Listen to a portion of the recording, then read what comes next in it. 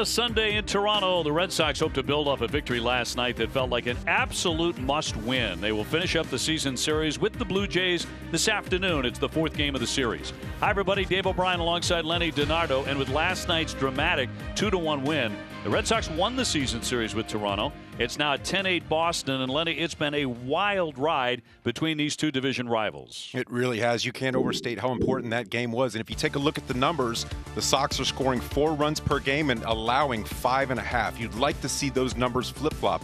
They still have a winning record, and that comes down to starting pitching. Especially after last night's game, you know how important that is. Garrett Richards woke up this morning and said, oh, Toronto again. He's already faced them 5 times. Yeah, like you said, this is his 6th start versus Toronto. He's in the first percentile in regards to getting balls barreled up. That's not good. When he's right, he gets a lot of bad swings on his breaking ball. When he's flat, well, the results have not been good. Take a look at this.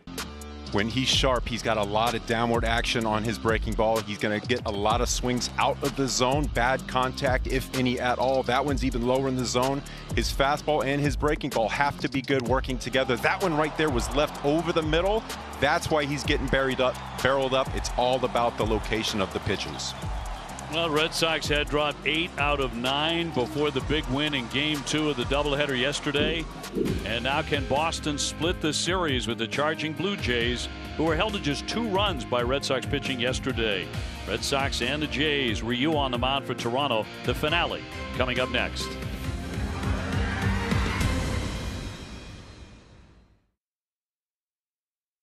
Dunkin', New England and Red Sox Nation runs on Dunkin'. Subaru of New England proudly celebrating 50 years of love. Sullivan Tire and Complete Auto Service, we're always here to get you there. And by Plymouth Rock Assurance, official auto and home insurance provider of the Boston Red Sox. Alex Cora has his hands full these days. His team now 3 games back in the division, but also with lots of COVID concerns, although he does get back JD Martinez and Jarren Duran today. But a couple of coaches are missing right now, Will Venable and Tom Goodwin. They are out. And here's the Red Sox manager on that situation. They both have to stay here. Good is a close contact, so with him it's a different situation. I believe that they'll keep testing him for a few days, and if everything goes accordingly, if everything is negative, he'll be able to join us probably in 5 or 6 days. With Will, it's different. He has to stay here. I think it's 14 days. So, it's a tough one, right? Because he's down because he feels he let us down. He didn't let us down. It happens. But he has to stay here and forget the professional part of it. The other part is the one that really, the families and all that, just spend time with the family. He's not going to be able to see them for a while and all that. That's the hard part of all this. But, he's okay. He feels good. It just happens that he tested positive. Well, that room at the hotel is going to get awfully small very quickly, Lenny, for 14 days for Will Venable. He's going to be in that room for half a month. That's unbelievable. Let's hope that room service keeps up their end of the bargain there at the hotel. Official website for deals, buyatoyota.com. JD Martinez and Jarren Duran both testing negative for COVID. They return to the lineup. Neither played Saturday. Alex Verdugo has flown back to Massachusetts. He's on paternity leave and will miss at least today. So there's your lineup for the finale. Up against Hyunjin Ryu. 11-5, the left-hander with a 3.22 ERA, making his 4th start against the Red Sox, 2-1, an ERA of 2. Let's take a look at the Blue Jays defense right here. From third to first, we've got Espinal, Simeon, Valera, and Guerrero. From left to right, Gurriel, Springer, Hernandez, and the battery for today is Ryu throwing to McGuire. Umpires brought to you by Toyota's website for deals, buyatoyota.com. Charlie Ramos has the plate. Jim Wolf is the crew chief. Mike Muchlinski, brand new to this crew for today, is at second. Nestor Ceja will make the calls at third. We're available as telecasts can be heard in Spanish by selecting the SAP button on your TV remote. SAP brought to you by Toyota Certified Used Vehicles. Visit toyotacertified.com and see factory-backed used Toyotas right now. Roof is open, and the weather forecast, it's a warm one, 83 degrees, and a bit of a breeze in from left, partly cloudy skies in Toronto, Canada. So Red Sox starting out the day 3 games behind Tampa Bay and 2.5 in front of the Yankees. Anthony Rizzo just tested positive for COVID-19. So they've had a number of them. Garrett Cole, Jordan Montgomery, they've been hit again. Sanchez is on that list too, I believe, right? Yes. I mean, this is a ton of the heart of their team. I mean, really, they've just had a resurgence right after the trade deadline, and I'm curious to see how this is going to affect their progress moving forward, because they really were taking some steps in the right direction. Yes. Toronto 4 behind the Red Sox in division play. Rays and the Orioles meet at 1. Yankees and Seattle at 1 as well. Are you ready to go? So is Kike Hernandez. Strike 1 as we get started. And I tell you what, that's what you're probably going to see a lot of today. The guy goes out there and he pitches. He goes out and gets strike 1. Not overpowering. He's not going to break the speed limit very often today, but he's going to make it move. He's going to work up and down. Well, a 6-pitch repertoire, throws a 4-seamer, a change, a cutter, curve, sinker, and slider. And can throw anything at any time. The goal for him is to be able to speed up and slow down. Throw the fastball, the changeup. Get guys to be behind the pitches. Out in front, 80 miles an hour. That's what we're talking about right there. The fastball to start the game, threw one off the dish and came right back with the changeup over the middle. You see Kike right out in front.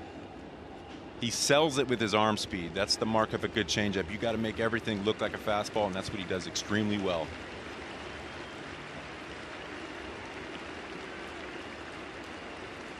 Hunter Renfroe batting out of the 2-hole is on deck, and a 1-2 pitch. Popped up down the line and cannot make the play down in that right field corner. Hernandez giving chase. It's a day and age where you got a lot of guys throwing upwards of 100 miles an hour. For a guy like Ryu to be able to go up in the zone at 91 and be effective, it all depends on what he's doing with his off-speed pitches, his secondary pitches. Guerrero with a lengthy run, couldn't get there. Hernandez nowhere in the frame. Drops into foul territory. Long run out there. He's huffing a bit.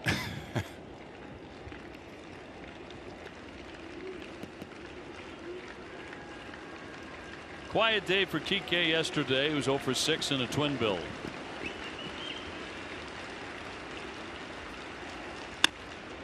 He'll stroke that one foul.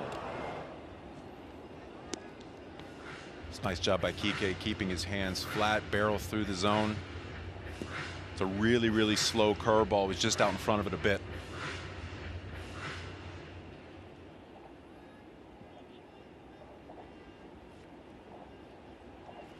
As mentioned, Alex Verdugo has been swinging a very hot bat. Hit a big home run yesterday in Game 2. Really changed that game. Has left for paternity leave. We certainly wish Alex all the great luck in the world. And is outside the ball. Red Sox are off tomorrow. They open up a 3-game showdown with Tampa Bay Tuesday at Fenway. Ryu very familiar with the Sox. Left-hander from South Korea, his 22nd start of the season. Got him lunging. Espinal picks it. Down number 1.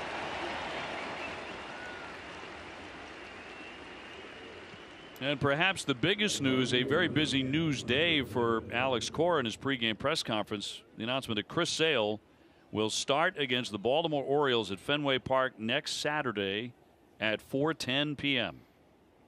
It's going to be a big day at the ballpark right there. I'm sure the crowds are going to be packing it in. Yeah, there will be a serious buzz at Fenway as Chris Sale is getting set to return to the Major League club. First time in a couple of years with the Red Sox. That's in there for a strike on Hunter. Talk about buzz. That's a good word to describe what Chris Sale brings to the ballpark. You know, not only every 5 days, but in the clubhouse, you know, guys feed off his energy. He's super accountable. When he's talking to the media, he tells it like it is. Got under it, popped it into left. Gurriel on the approach. 2 down.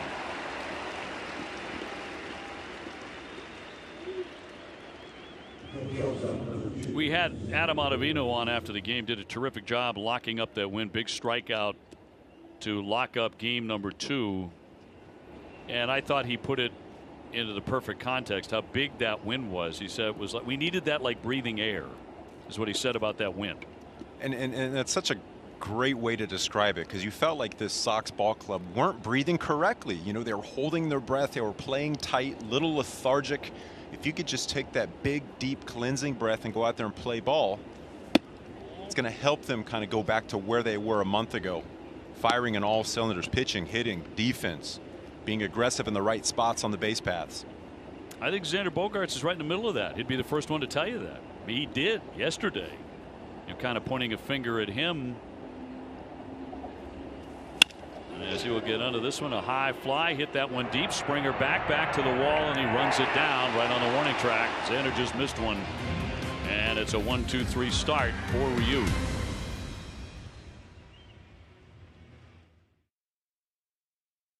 Top, Vladimir Guerrero Jr. Red Sox have done good work on him. He has 1 hit in the series. Semien at short, Hernandez in right. Dickerson has been a pain as the DH. Gurriel in left. Valera at second base. Espinal the third baseman.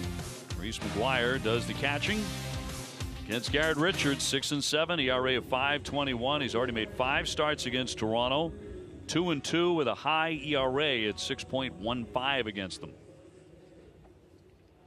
Yeah, I tell you what, if he's going to be successful, we talked about it in the open, he's got to get that breaking ball down in the zone. He's got to induce weak contact. All has to do with location. Red Sox starting pitcher presented by Audi. Visit your New England Audi dealer. Experience the fully electric Audi e-tron today. Springer 280 with 13 home runs. Has 2 career home runs against Garrett. Tried to get him to go. And Jim Wolf said no swing. Looks like Jim got his bench presses in this morning before getting to the ballpark. Hit sharply. Well, you talked about barrels, right?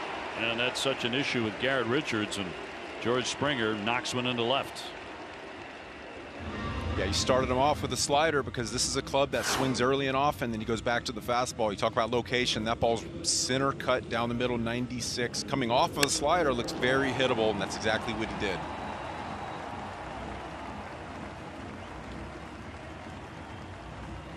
So bring up Vlad Guerrero Jr., who narrowly missed another walk-off home run against Matt Barnes yesterday in game 2. The ballpark barely held it. Kike Hernandez, a leaping catch against the wall. Barnes was convinced it was gone. And that would have been 2 walk-off home runs on the day. Goes after the first one he loves so much, and he pops it to Renfroe. 1 man out. Here's the Red Sox defense presented by Oakers Company, celebrating 100 years of service and support and proud home of Touchview Interactive. Around the horn, third to first, Devers, Bogaerts, Arauz, and Dahlbeck. From left to right, Duran, Hernandez, and Renfroe. And the battery today, Richards throwing to Plawecki. Semien 276, 26 home runs. Number 26 won game 1 yesterday, and the first pitch he got in the 7th inning with the home run to left. And a 1-0 victory. Red Sox took the nightcap 2-1.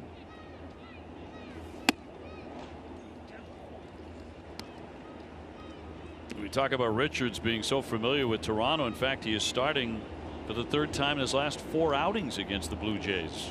Yeah, and this is an extremely important outing with him, with Chris Sale coming back, with Tanner Houck getting more consistent in the rotation and throwing the ball well. We've heard that a lot throughout the season. This could be the most important outing for him. I've probably heard that 3 or 4 times, but you know, this really rings true with the way the team's unfolding right here and where they are at this point in the season.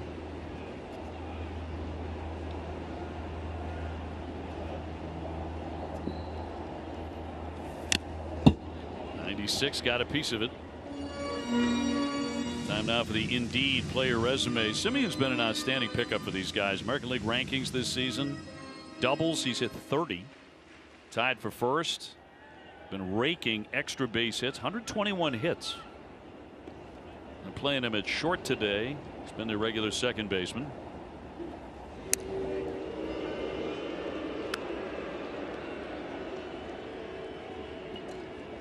Tristan Vasquez with a day off, with Plawecki behind the plate.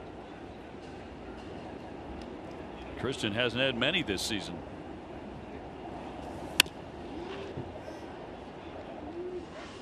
So Garrett coming off a loss against Detroit, and he went only 4 innings, giving up 5 hits and 3 runs.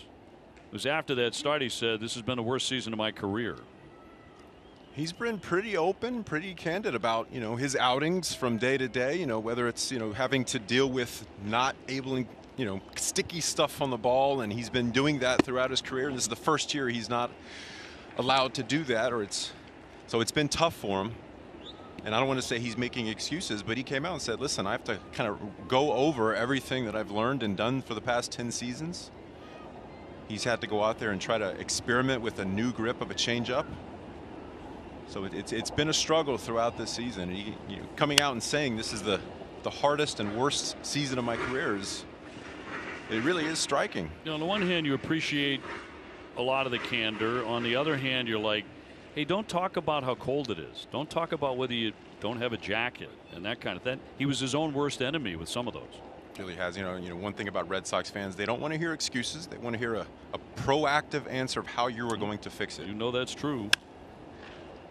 Little pop up here, Plawecki over, and so is Dalbec, but no one will get to that.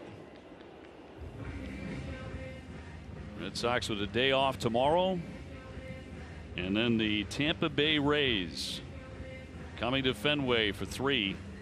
How about being done with Toronto as of today? Really early in the season to be finished with a division opponent. And then you still got about 10 more, I believe it is, against Tampa right there. So this is a welcome end to the Jays. I mean, they really have been a thorn. Although the Red Sox, as mentioned, have won the season series. There've been a lot of blowouts, but then the Red Sox have come back and won like the next game. Well, that was center cut. Got under it. Renfroe with the play. Richards a little bit fortunate there on Simeon. 2 down, brings up Teoscar Hernandez, who's 6 for 13 off him. You make a great point. Even if there is a blowout, one of the big parts of the culture in the Red Sox clubhouse is not letting blowouts affect you the next day. You come to the ballpark ready to go with a smile on your face. You don't let it get you down. One thing I've noticed about this club, they've slowed down a little bit in the enthusiasm department, at least in the dugout, in the open, what we can see visually. They seem like they're just a little bit slower than they were a month ago. You got to be able to bring that energy back. Oh, it's a tentative ball club. Along the line, fair ball. Devers up and gunning. Not going to get him. Made a fine play to get to it. But it's going to be a hit for Hernandez. Now 7 for 14 off Richards.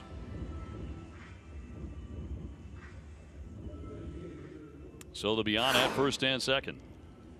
That's a screaming ground ball right there, but you look how close to the line is. He had to go down and get it. It was a little bit slow getting up.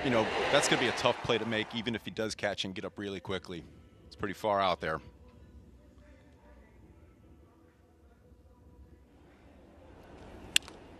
Just barely, almost hit the bag.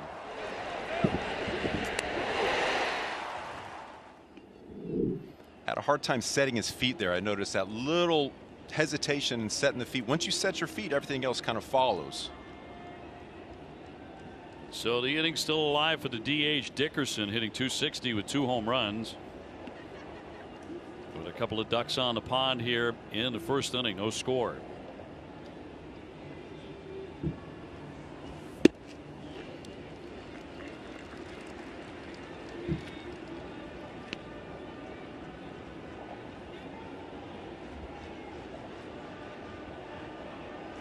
Dickerson acquired from Miami along with the right-hander, the reliever Simber. He had some pretty good swings on the ball yesterday.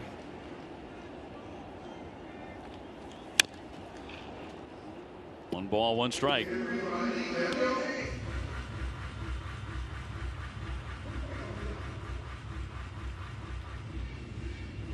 Notice Gurriel would follow him. Richards trying to escape this first inning. He's had a lot of trouble in the first inning all season. The pitcher's philosophy is always go get strike one, go get the first out, go put a 0 in the first inning. You're setting the tone throughout the game. If you can do that, you're just putting yourself in a better situation.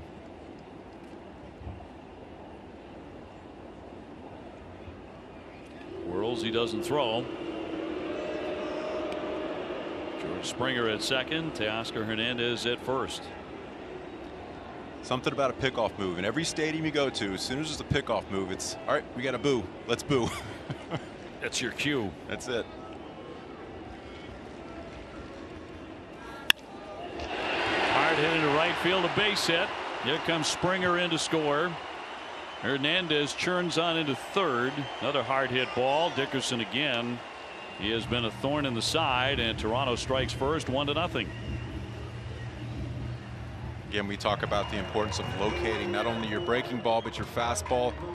If you're going to go up, you've got to go up above the barrel. If you're going to go down with the breaking ball, it's got to be down.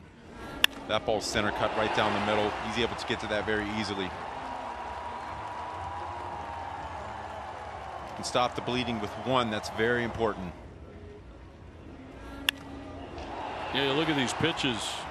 Lenny, you've just made mention of it. There have been a couple of fly balls too that were not good pitches. He got lucky there. He got very fortunate, but he's lucky it's only 1-0. And here's Gurriel, 262 with 12 home runs. I mean, this ball club, this Jays ball club, they hit more home runs than anybody. So you're absolutely right. That could easily have been in the stands. If you're Garrett Richards, you want to do the best you can to create a little bit of damage control right here. Take a deep breath. Make your pitches.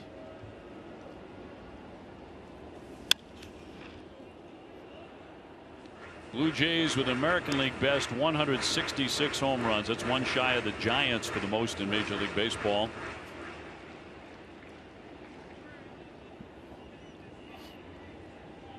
Toronto leading the majors in slugging percentage and an OPS. They're number 2 in batting average.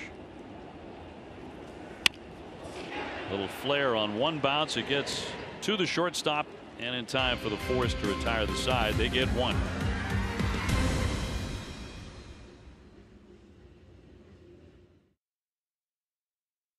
Tire and Auto Service. We're always here to get you there. Ryu's last 5 starts. Look how good he's been. 4-0 with a 1.84 ERA. Doesn't walk anybody either. Right before that, his previous 6 starts, his ERA was well over 5. So he's gotten serious. His past 2 outings hasn't walked a soul.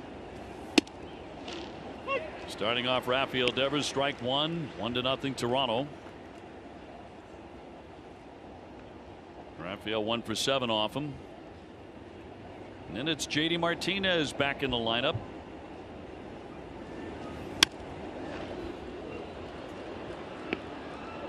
Rafael Devers batting stats presented by Plymouth Rock Assurance, the official auto and home insurance provider of the Red Sox. 282, 27 home runs.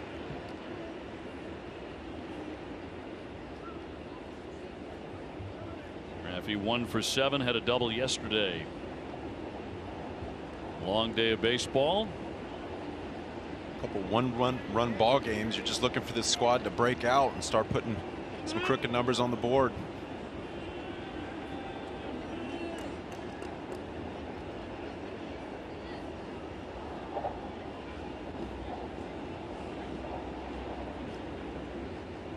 Oh, 2 off the edge.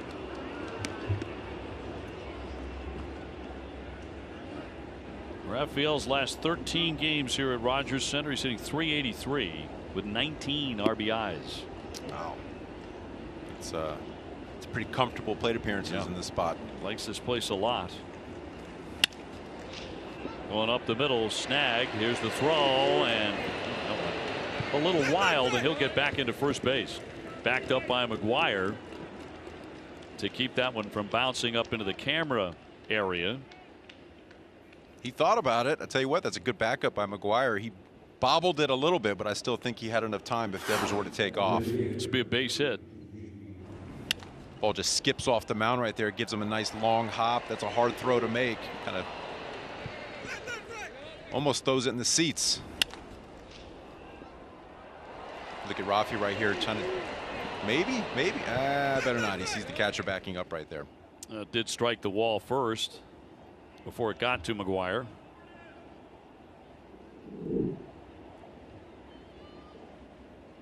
So here's JD Martinez. 284, 21 home runs, slumping badly right now.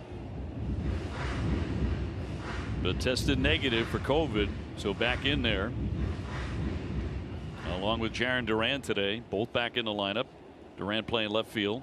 When you get that news that JD and Duran are on the IL, COVID related, you automatically think the worst. Like, this is going to be 14 days without these bats. And it felt like a long time before the results were in. And then you had the coaching situation with Will Venable and Tom Goodwin. And your mind wanders to the worst. Waiting for the shoe to drop this morning when you get to the office. All right, now who has it? That's some great news. 1-1 off the end of the bat. Flared. Here comes Gurriel. That's going to drop down for a base hit. Devers into third. It gets away. Here's the throw offline, and the Red Sox are on the board, and all the way down to third. JD Martinez. He is safely in.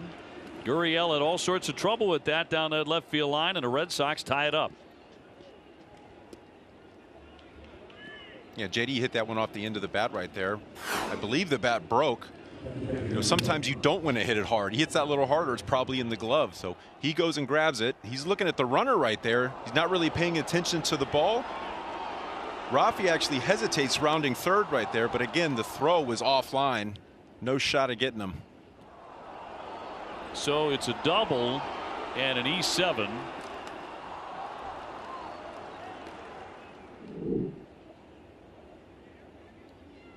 And the Red Sox have tied it 1-1. Here's Plawecki. He'll sting that one, a line drive base hit. Martinez is in, and just like that, the Red Sox are out in front 2-1. Plawecki with his 6th RBI. This is a great sign right here. Guys are attacking early and often, getting good pitches to hit, especially off of a guy like Ryu. Typically keeps it off the corner. You're not going to see a lot of mistakes typically, and when you do, you want to be able to take advantage. Looks like a little four-seam possible cutter right there inside. It was a stay in it with his hands. Nice line drive cut right there. 3 consecutive Boston hits throw in the error, and the Sox have the lead. In front of Bobby Dahlbeck at 214 with 11 home runs and a strike. Again, that first pitch right there, 90 miles an hour, is not a great pitcher's pitch. Bobby seeing the left-handers, 264, 6 home runs against lefties.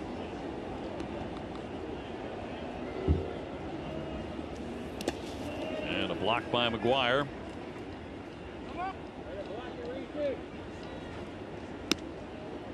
So JD Martinez getting a hit up there and scores a run as well to put the Red Sox in front. Devers, Martinez, Plawecki all with hits.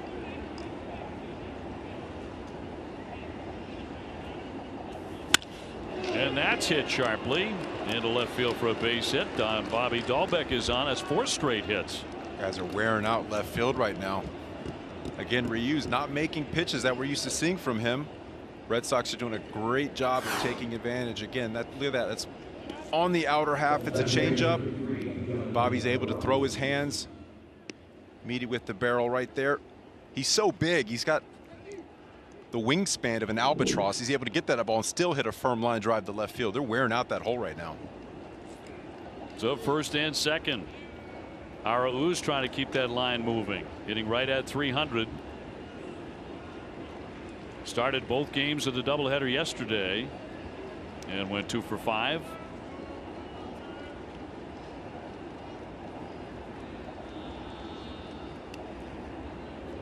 Red Sox jumping on the left-hander Ryu, showing a bunt, pushes that one. A diving effort by Guerrero to catch it. Unbelievable play by Vladdy Jr. right there. Just incredible agility from the young star.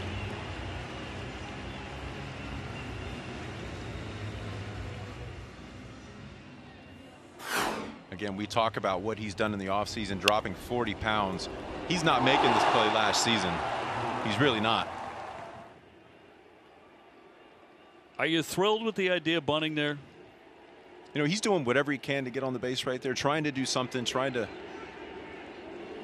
force the situation possibly. I don't like the bunt itself. I'm okay with him dropping one down, especially after all that hard contact. But it seems like he's trying to do too much to push the ball. My thought is the hard contact, you want that to continue. You've got the guy on the ropes. Duran 176 with a pair of home runs, returning to the lineup today. Red Sox have grabbed a 2-1 lead.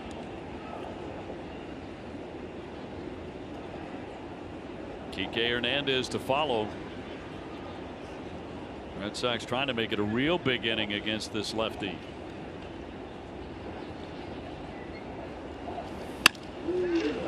Gonna hit that one high and pretty well hit. On the run, it's Springer. Runners will scoot on back to first and second. That was hit well. Yes, it was. 2 down. Tickets for all remaining games this season are on sale now. Single game tickets start as low as $20, and tickets are available in all seating areas, including the popular Green Monster seats, Sam Adams deck tables, and field box tickets. To learn more, visit redsox.com/tickets. Top of the order, Kike is 0 for 1. He's grounded to third. Red Sox with 4 hits in the inning. And some really good cuts against Ryu.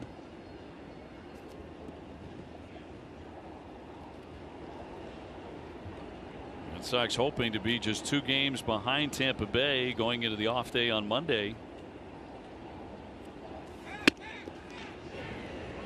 Big throw and in there for a strike.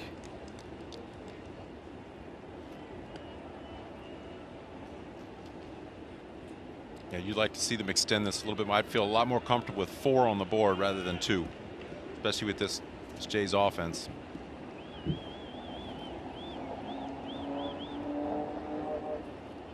You go back to June 27th. Kike's tied for the team home run lead with 9. Thinking about it right there. Trying to lift, and it's 0-2.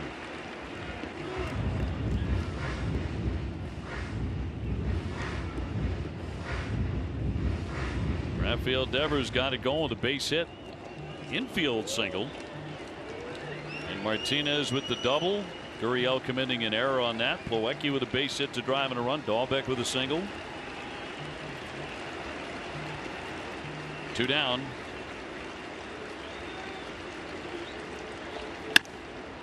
Base hit into right field. Here comes another run. Plawecki is in to score. The Red Sox lead it 3-1. Yeah, I think you're swinging the bat all this inning. And Kike picks up his 43rd run batted in. Excellent job by Kike right there, recognizing the pitch, especially with 0-2.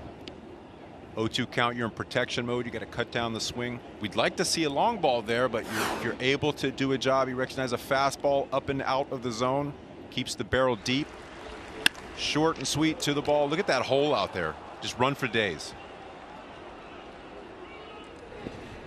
Plawecki scoring easily, and they're on the corners for Hunter Renfroe. That brings out P. Walker, the pitching coach. Dahlbeck safely 90 feet away. And the Red Sox charging this lefty, 5 hits in the inning.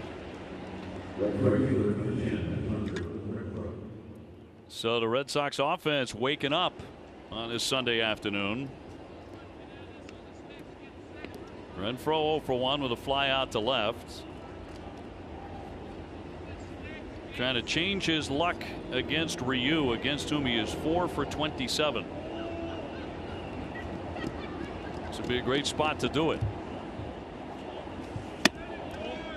I mean, you're waiting weeks for this to happen. Like, when's the spark going to ignite something? What do they have to do to get these bats going? Who would have thought at this point you're going to be facing Ryu one of the best pitchers in the AL East. A pitcher's pitcher. But it just shows you, if you miss your spots, I don't care who you are or what your stats say.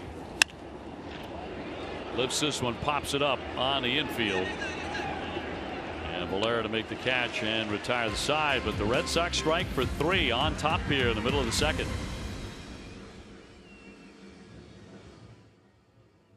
By PNC Bank, helping to make banking easier. Garrett Richards this season against the American League East, and everybody else at ERA over 7 against the East. But getting some run support early in this one. Red Sox in front 3-1. This is an extremely important inning for him. He's got to shut them down, especially after the first inning. They're making hard contact. He's able to get out of it, only giving up 1 run. Got to put up a 0 right here. Breyvic Valera, the second baseman, will lead things off. It's 7-8-9 for Toronto in the second.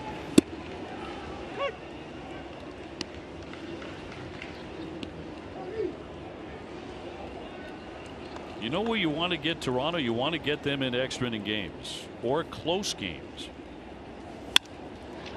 So that'll be poked. A nice play by Arauz from the knees to get him. 1 man away.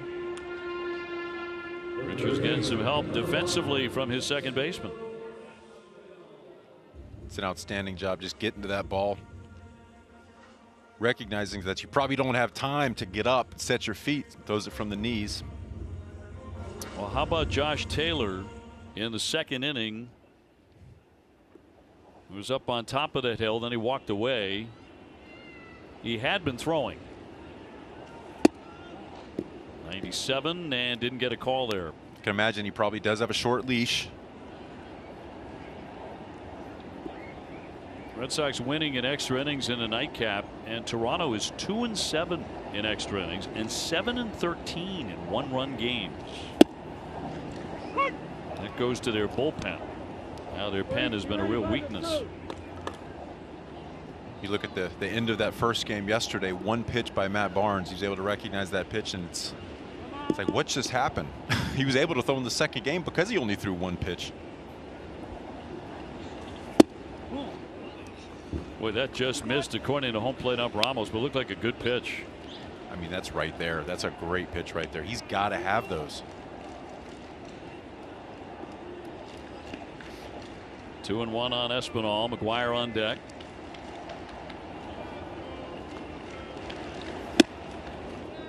Got him to go, and 2-2. Nice job getting back in that. That's an extremely important count. 1-1 count. If you go 1-2, you're talking about a 1-something batting average versus 2-1. You're up in the 4s.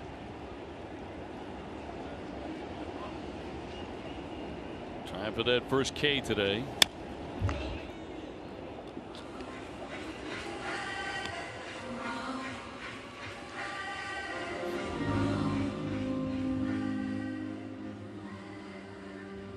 Richards allowing 3 hits in the first inning.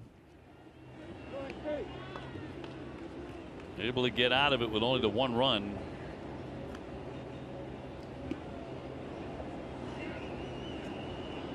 Two and 2 on Espinal.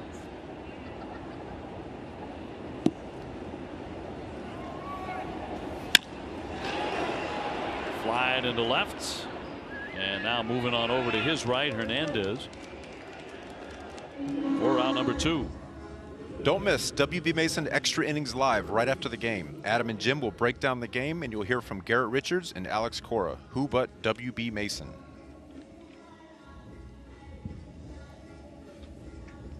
McGuire 278. He has hit 1 home run. He has 6 career at bats against Garrett Richards. Has 3 hits. So that payoff pitch right there was a changeup, something he's been messing around with. He's trying to adapt to today's game, not having any sticky substances on the ball. Felt like he needed that extra pitch. It's a good example right there. Just pitching a changeup to contact, was able to get him out with that.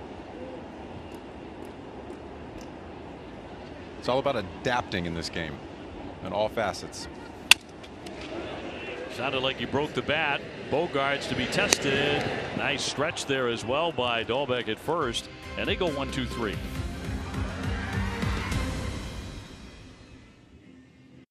Energized for game day with a Dunkin' Espresso deal you don't want to strike out on. Pick up a power hitter with a $3 medium latte, cappuccino, or a signature latte from 2 to 6.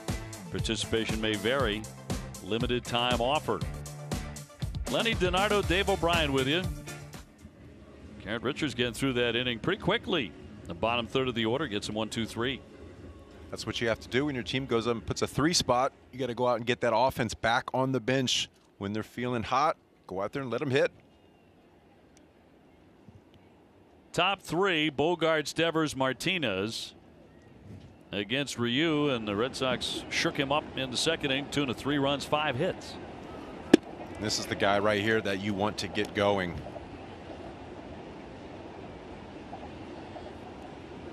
That last out was a loud, hard out, which is a good sign. And a deep fly to center. And a base hit. Gurriel to cut it on the slide. That'll be a single. A couple of good cuts today for Xander. And on with a base hit. Red Sox are making really good contact against Ryu. Tons of line drives. Sprayed on. I mean, most of them are in left field. Does a good job right there, just kind of going up the middle with it, hitting it where it's pitched on an 89-mile-an-hour fastball. Going right with it. Not trying to do too much right there. Free and easy swing.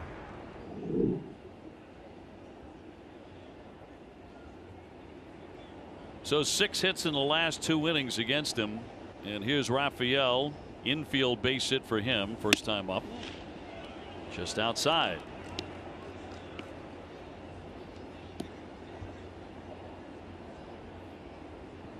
Devers with 15 home runs, 48 RBIs in 61 games against Toronto. Both his highest totals against any single opponent. 1-1. Last time up, he was able to make contact with a curveball.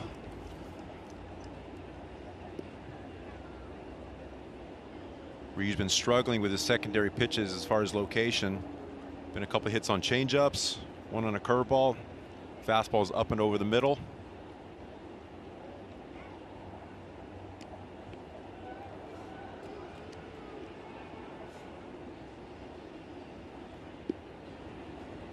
Alex Cora making the announcement this morning that Chris Sale will start against the Baltimore Orioles next Saturday at Fenway at 4:10. Chris Sale back in the fold.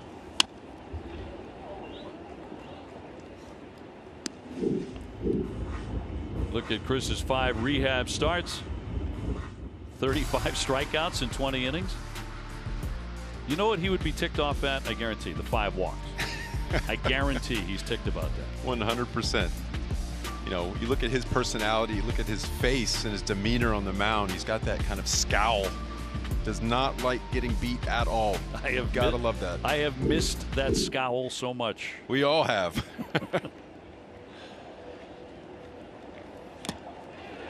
Foul tipped and not held by McGuire. 1-2 the count.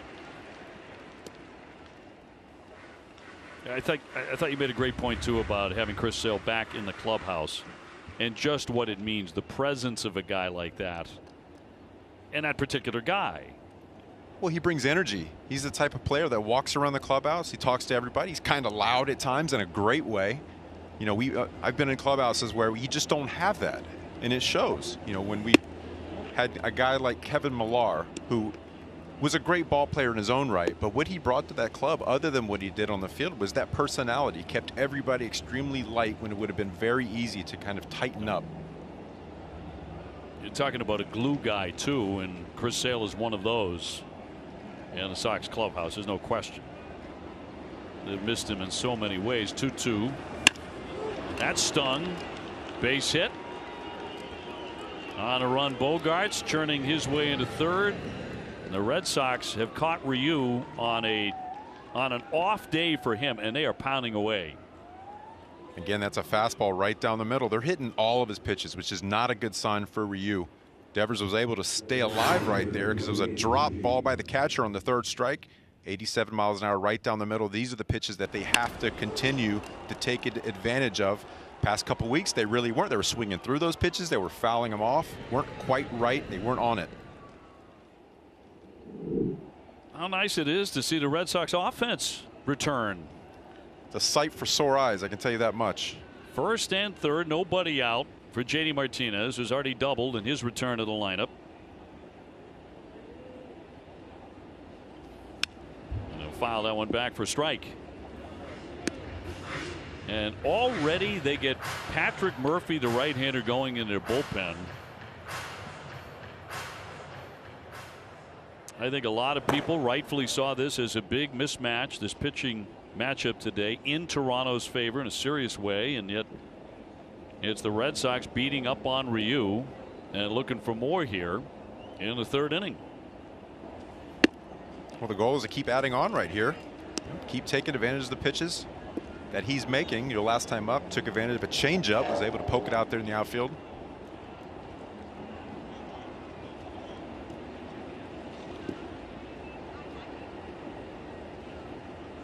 Ryu may be one more hit from getting out of this thing, meaning out of the game. He'll lift that one to right along the line. Hernandez to foul ground to make the play. Bogaerts back to third as the throw comes in. One man out. So JD trying to get one airborne and bring in another run, but flies out in foul territory. Catch the Ultimate Red Sox show tonight after Red Sox post-game coverage. We catch up with Red Sox management on the latest updates, plus get all of the best plays of the week, presented by Awaken 180 Weight Loss, the long-term solution for weight loss. It almost looked like caught the right fielder there by surprise. Yeah. And I think he thought, yeah, he's not going to tag up, but then Xander kind of books it down the line to deke him.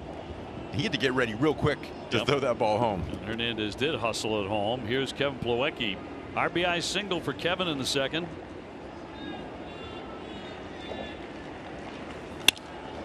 He'll sting that one toward the alley. That's down on the turf.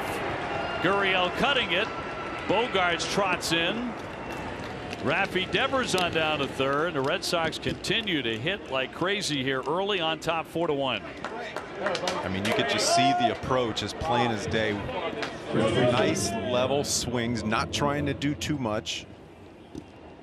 Get a good pitch to hit. Ted Williams said it best. If you can get a good pitch to hit, you're going to be in business. 90 miles an hour right there. A little bit low in the zone.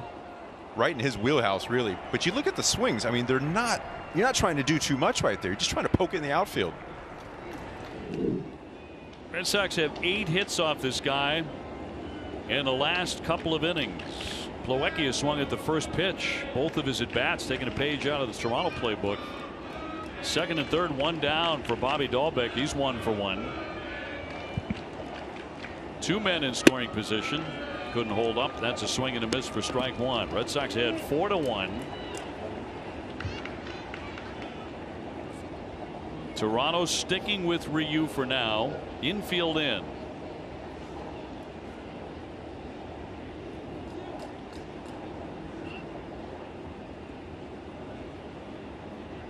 And the Sox looking for a big number here in the third.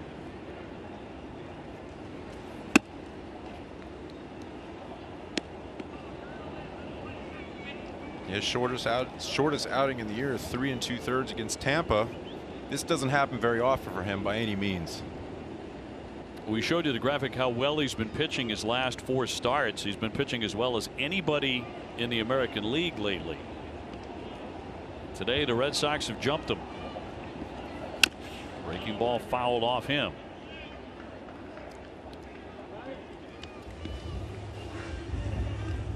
No punch outs either.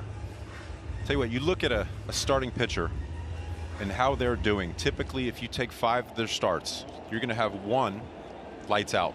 You're going to have 1 where you're terrible, and you're going to have 3 that can go either way, depending on how you battle that day, how your damage control is, whether your offense is on board and hitting the ball. I'm going to go on board and say this is his awful day. This is his day. And a 1-2 to Bobby D. Swing and a miss, just 89 miles an hour to strike him out. And Arauz will be next, trying to add on. It was a fastball high and tight against Bobby right there. He's not able to get to it. Ball's coming off a curveball down in the zone. Just changing eye levels right there. Now Arauz will not be bunting here.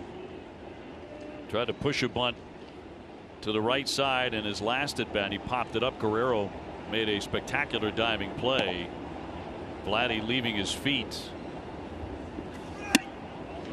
He'll take ball one.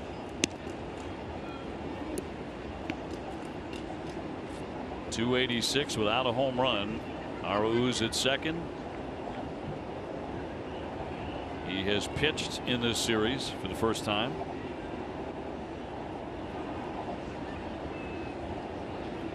One of 4 players born in Panama ever to play for the Red Sox. Here's the 1-0 pitch.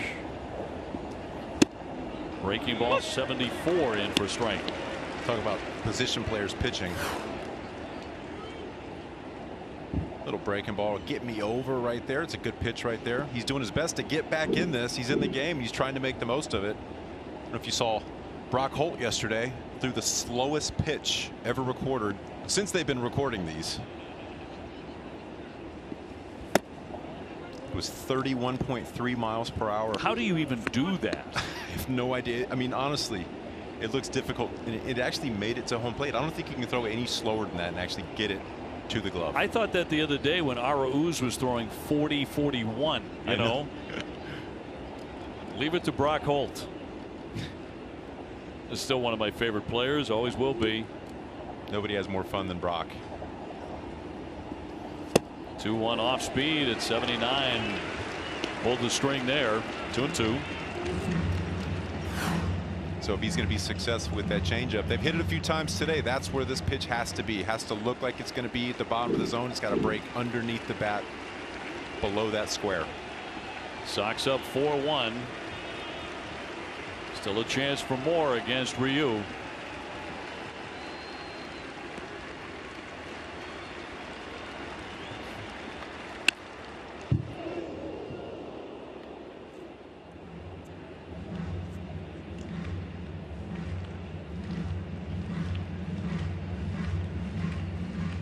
Duran would hit next.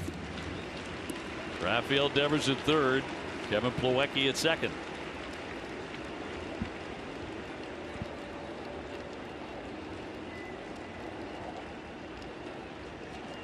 Two and two.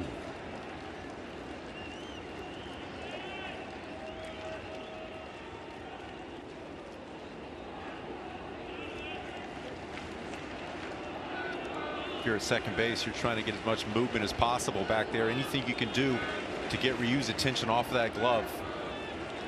A little bit of doubt in the back of your head. He's not going anywhere, obviously, but he's still paying attention to him. That's a good sign for the Red Sox.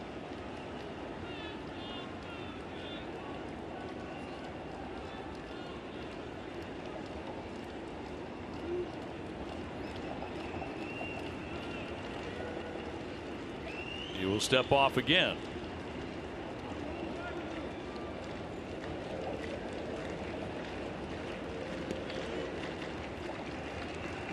And finally ready with the 2-2 pitch and missed inside. So the count is full.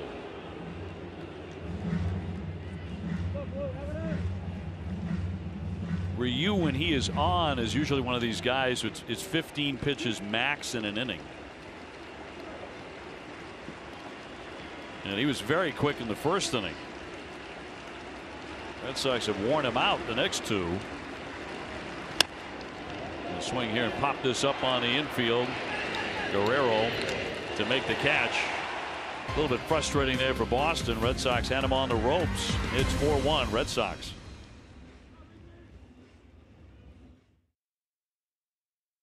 To you by Geico. 15 minutes could save you 15% or more. 2017, Chris Sale punched out 13 Rays, just 2 hits over 8 innings. He recorded 12+ strikeouts each of his 4 starts against Tampa Bay in 17. Just the 4th pitcher to strike out 12 or more against a single team in 4 consecutive games. You're talking about names like Bob Gibson, Nolan Ryan, Randy Johnson on that list, along with Sam McDowell. It's a great list to be a part of right there. And there's that scowl we were talking about right there. Going right after hitters. The way he goes after and attacks the zone. Very impressive. He's been doing it for a number of years. Very fun pitcher to watch. Well, the Red Sox have handed Garrett Richards a 4-1 lead here in Toronto. To the bottom of the third inning, Springer, Guerrero Jr., and Semien. And Garrett allowed 3 hits and a run in the first inning, but got him in order in the second inning. That's through there for a strike. Springer a base hit and a run in the first. Wants to keep that tempo going.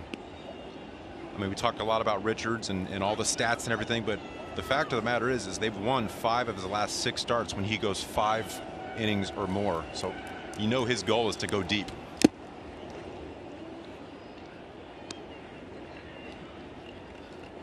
Red Sox winning the nightcap of the Twin Bills, so the Blue Jays, for the first time ever at Rogers Center, split a doubleheader. They had won in a sweep the previous 3.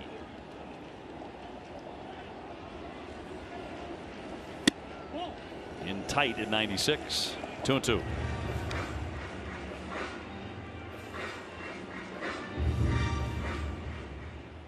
You watch those 2 games yesterday. You could almost make the case of the Sox should have won that first game and probably should have lost that second game with the base running blunders. They kind of wanted to take themselves out of it.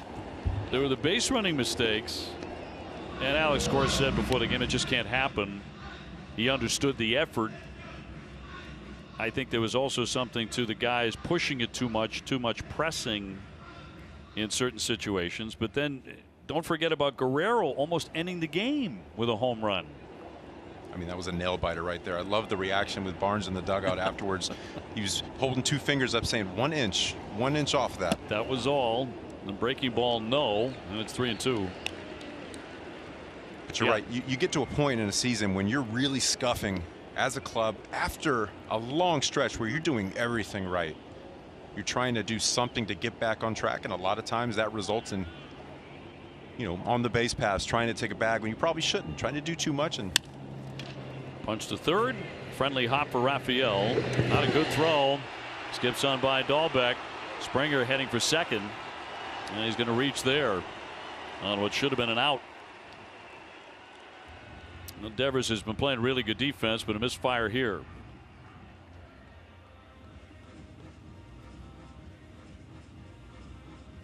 And a man down into scoring position for Toronto. Yeah, this is a play Rafi typically makes. Not an incredibly hard hit ball right to him. Takes that extra little step right there, pats the glove, and that might be the difference between him actually going through it. He just pulls up a little bit of an alligator arm right there.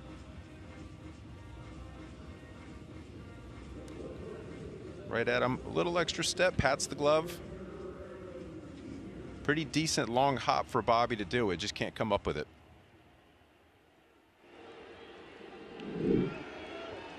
E5 brings up Guerrero Jr. He's 0 for 1 with a fly to right field.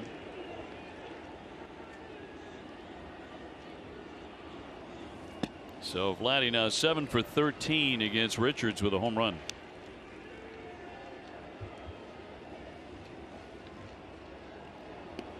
Yeah, that was classic stuff between Vladimir Guerrero Jr. and Matt Barnes. Of course, Matt could afford to have fun with it after it was safely in the glove of Kike Hernandez against the center field fence. I mean, he was ear to ear with a smile right there. You know they interacted during the All-Star game. Oh, sure. 2-0. Come back to last night. And that shot, which certainly looked at the crack of the bat like the game was over, but no, Kike with the jumping grab and classic reaction by Matt Barnes. It's like, wow. Look at that smile. 1 inch. That's it.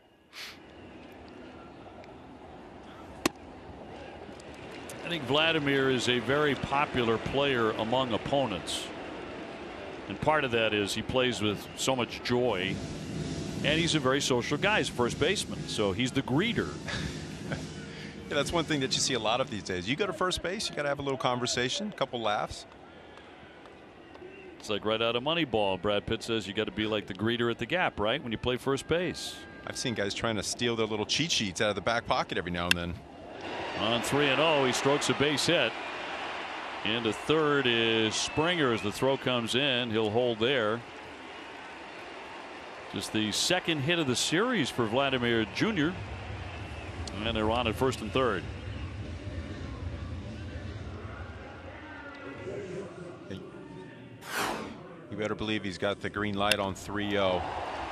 Sees a fastball inner half. He's able to stay through it.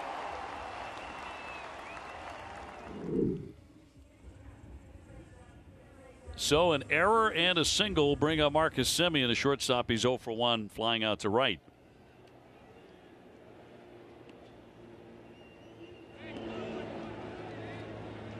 Semien with the first career walk-off home run for himself in game 1 yesterday, and the breaking ball in there for strike.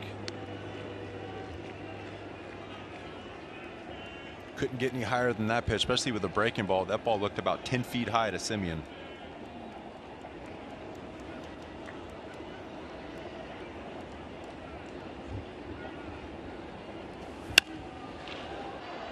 Down the line, but foul. 0-2.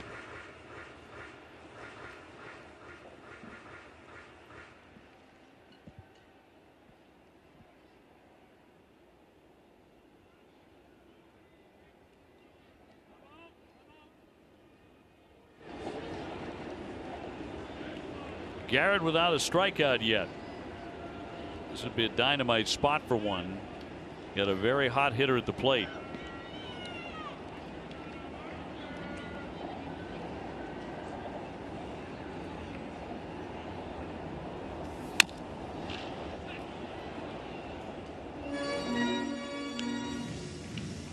Blue Jays on the final day of a 10-day, 11-game homestand. They finally got back to Toronto, and they have certainly appreciated that after all that time away. They're 8-2 on this homestand. They've been pretty comfortable since coming home to Toronto. Crowds are into it. We're having 15,000 folks in the stands. I mean, they're making a lot of noise. They have been this series. Yes. Looks like more than that, doesn't it? It really does. Nobody in the upper deck. And the 2-strike pitch to Semien.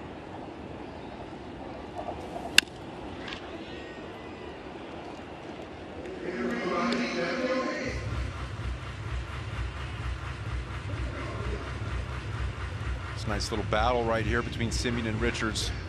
Semien making good hacks on pitches that really aren't great. Richards, you know, making a lot of pitchers' pitches. It's going to be a battle of who makes the first mistake right here. Semien went to the All-Star game earlier this summer, and time granted by Charlie Ramos.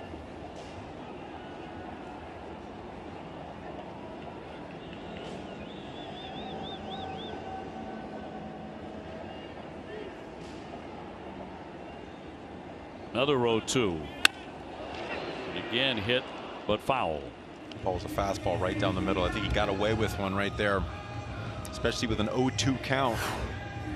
I don't ever like using the term waste pitch, but you need to throw something up and in right here to keep him off of your breaking ball today. That could not have been more down the middle.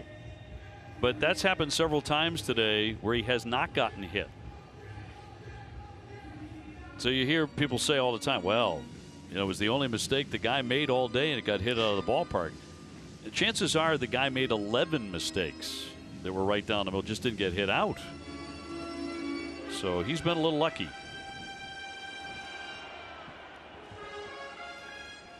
First and third, nobody out.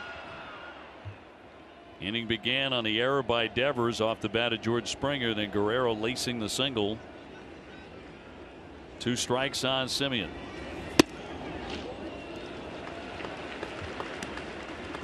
That's a good 0-2 pitch right there. Looks like a halfway decent pitch to swing at. Just breaks off the corner.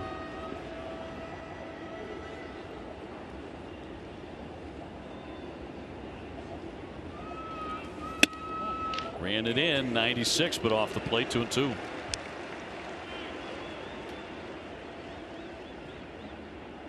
Eighth pitch of the at bat coming up. Semien making him work. 26 home runs for Marcus Semien.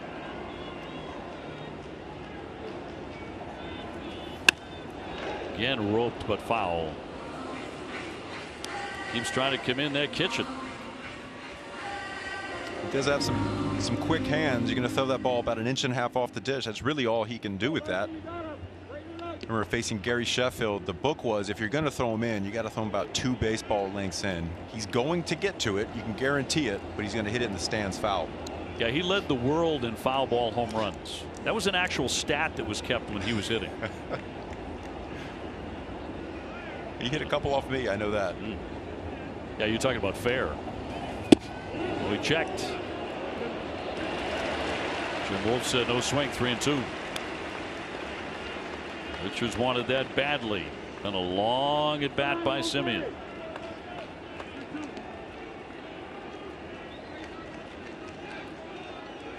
Springer and Guerrero Jr.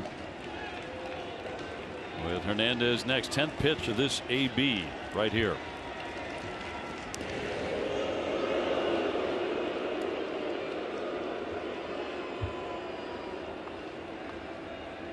I'm about 99% sure that I've never thrown a pitch to home plate as hard as Garrett Richards throws the ball to first base. Yeah, about 97 on the gun over the first.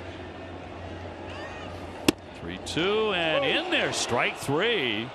Richards got the call. May not have been a strike.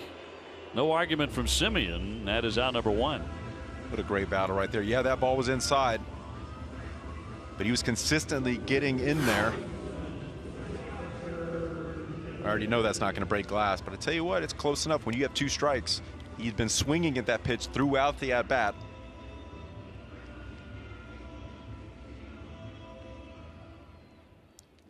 Didn't hurt that Plawecki didn't move the glove. There was no movement whatsoever. Yeah, you will see that when a catcher sets it up and the pitcher fires it right to the pocket. Here's Hernandez, base hit on the infield his first trip. However, a big break for Garrett Richards because that was not a strike. Springer at third, Guerrero Jr. at first with 1 gone.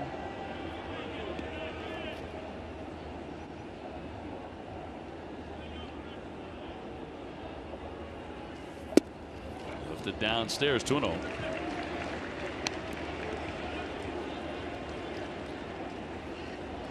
Toronto is through 16 days of a stretch of 18 games in 17 days, and in that stretch they've gone 11-6. Really bolstered at the trade deadline on the pitching side. Got him to go there. 2-1.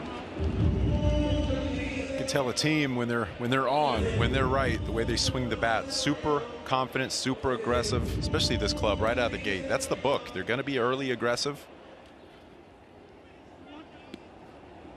But, you know, you see some similarities between what the Sox are doing with the bats today, what they were doing the other day as far as early and often, line drives, not trying to do too much, just trading places with the guys on the bases. Well, Toronto is about to have a day off, and then they head west for a 9-game road trip. They go to Anaheim for 4 with the Angels, then to Seattle for 3, then back east to take on the Washington Nationals after a really long homestand. They're used to being on the road. This is a club, they probably still have their bags packed from being in Dunedin and then Buffalo. Why not? Why unpack?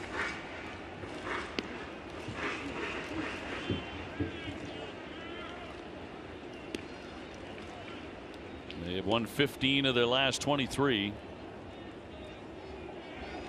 Red Sox with the upper hand here on a Sunday, 4-1 early. They're on at first and third. Here's the 2-2.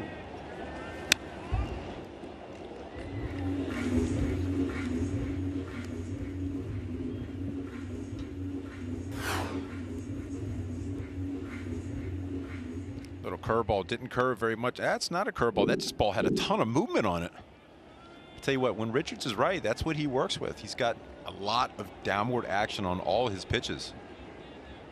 Even that changeup that he's worked with now, it's a brand new pitch, ton of downward movement. Well, Well, the strikes have been inside. That's where Plawecki sets up. And a base hit over the leaping Bogaerts. Springer is in to score. Runners will be at first and second. That one tagged by Hernandez, and it's a 4-2 game.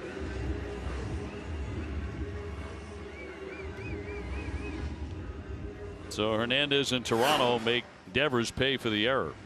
Fastball inner half right there. Throw in the hands. It's a 2-2 count right there. Action pitch.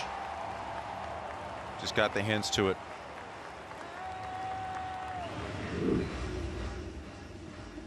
So Teoscar perfect on the day. 2 for 2 will bring up Corey Dickerson. Guerrero Jr. down to second.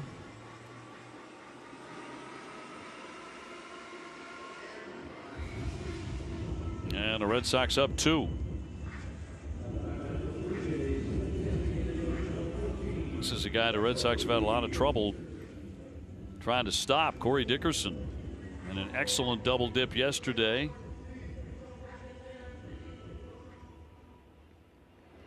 He was 2 for 2 with a double in the nightcap.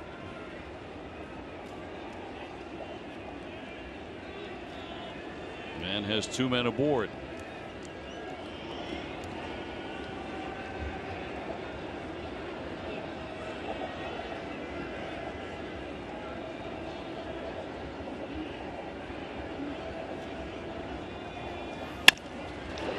Ground ball to Arauz to Bogaerts, 1 on to first, and a double play. Hot smash right at him, and the Red Sox turn 2. In NESN on August 24th and 25th for coverage of the WEEI NESN Jimmy Fund Radio Telethon presented by Arbella Insurance. Arbella Insurance, here for Jimmy, here for good. Coming up August 24 and 25, Garrett Richards gets the double play. Gets Dickerson 4-6-3 and escapes the inning with only 1 run. That was Springer who had reached on the error. So it's a 4-2 game. Red Sox carrying the lead to the 4th inning.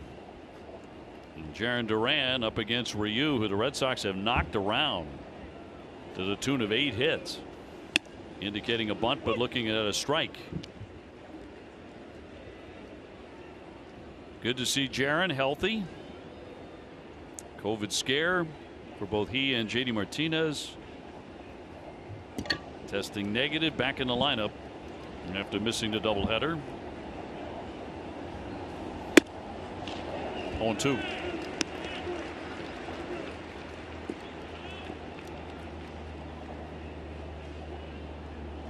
Red Sox have sprayed 8 hits against Ryu. 2 of those for extra bases. It's Duran, Hernandez, and then Renfroe. Hunter Renfroe batting second today. Alex Verdugo away on paternity leave. Flew back to Massachusetts.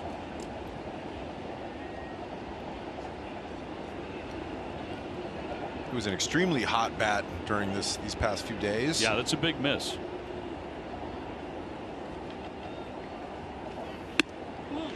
Just missed. 1-2.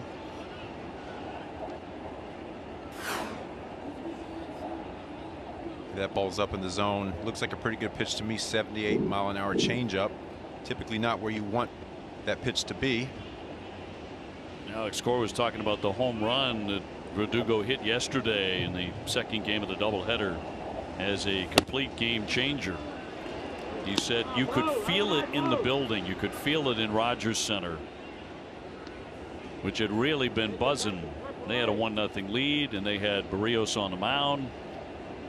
And then Verdugo takes him out, and it's like a big pause inside the building. Like, wait a minute. Red Sox would eventually eke out the win. Yeah, you're looking for something like that to happen, and the majority of Verdugo's home runs have tied or put the Red Sox ahead. So his timing's been awfully good. Yeah, it tends to come up in big spots. You know, it's something you really can't quantify in numbers. Yeah, those are home runs, but when the home runs happens, very, very important. He put a lovely swing on it. Red Sox wound up with the split. And in front here on Sunday, here's the 2-2 pitch. Up the middle and through for a base hit. Semien couldn't quite get there. And another Red Sox hit. That's 9 of them. And back to the Verdugo shot. Huge one last night. He really does have a pretty swing. That follow through, nice and high. I think that ball was up in the air for 6 seconds. Really got under it. Great launch angle right there. Ball didn't seem like it was flying yesterday. Balls weren't getting out of the ballpark. You look at Vladdy Jr.'s, didn't quite get out, but that one was crushed. The Sox tied it on that one and would win the game in extras. Here's Kike Hernandez. He has gone 1 for 2 with an RBI single. They did had activity last inning in the bullpen for Toronto. Kike 249 with 15 home runs.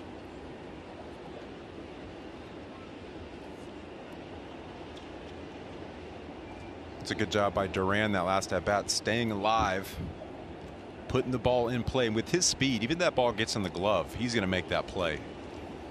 He's going to be safe, in my opinion. Just taking 2 or 3 steps to the left right there, that's just enough time. And Murphy's up again, second time. The right-hander is heated up in their bullpen.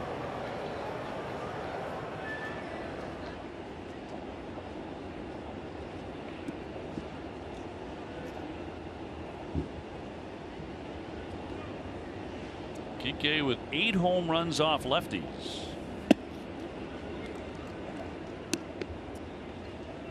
Game 2 yesterday, made the leaping catch at the center field wall on the ball hit by Guerrero Jr. for the final out of the 7th. Sending the game into extras, tied 1-1. Did you think it was gone when he swung the bat? 100%. I thought it was off the bat. Me too. Home run. I felt like I was on the mound with Barnes watching it. Bounder, Espinal slings it in for 1 on the first. And in time. They turn the double play, 5-4-3.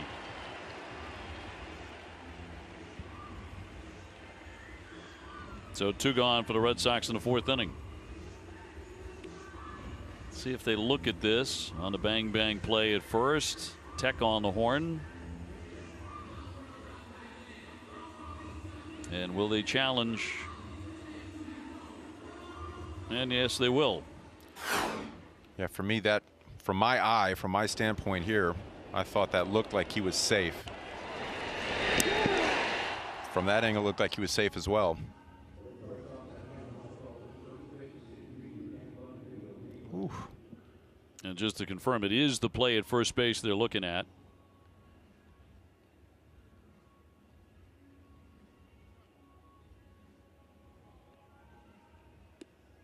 Not in the webbing. I think his foot's on the bag. I think he's safe. I think there's plenty of evidence right there to overturn.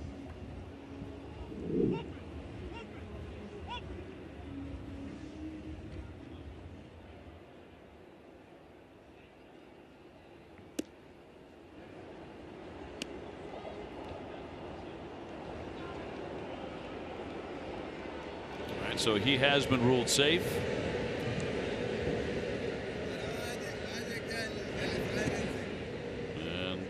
The umpire is still looking at something down the line. Looks like they have the headsets on again in Toronto as we come to you from our studios in Watertown.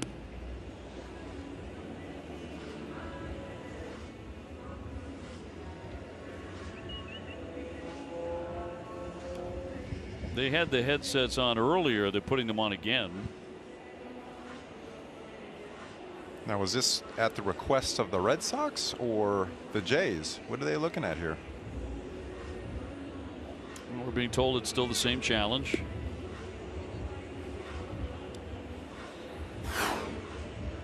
Give you another look on the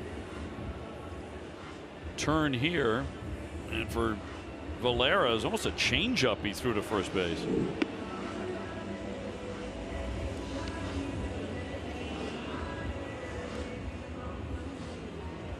So Kike beating the rap at first, as mentioned.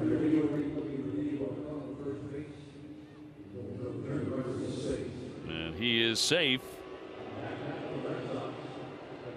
So that'll bring up Hunter Renfroe. Has gone 0 for 2. He's flied to left and popped up.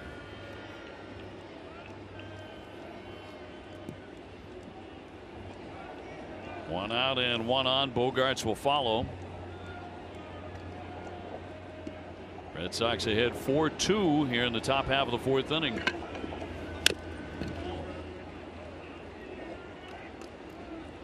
Hunter with 3 home runs in his last 7 games. And he is up to 18.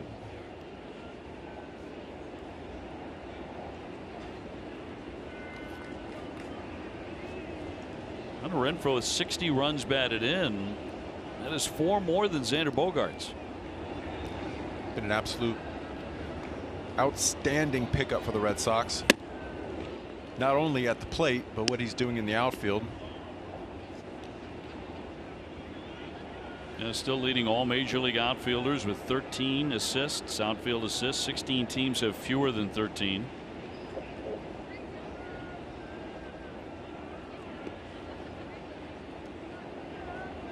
And Ryu with a little lob over to first base.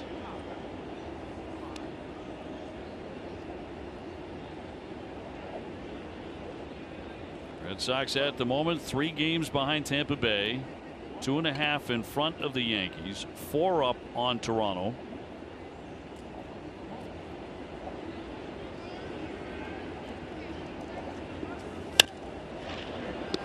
Fly that one down the line. Hernandez on the move, crossing that foul territory, makes a nice play up against the side fence.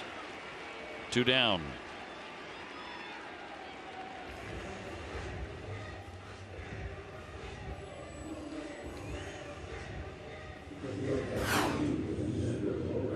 Takes a little peek at the wall right there just to judge the distance. Now he knows he's able to kind of hold up right before hitting it. Catches the ball, and then he has to pay attention to the runner. What's he going to do? Play like a man who knows his outfield. Here's Xander, 1 for 2, a single. Hit the ball hard twice.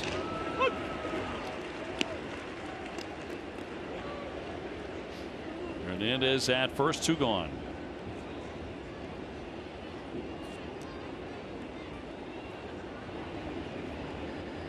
A couple nice swings today by Xander. With that trend to start to continue throughout the season.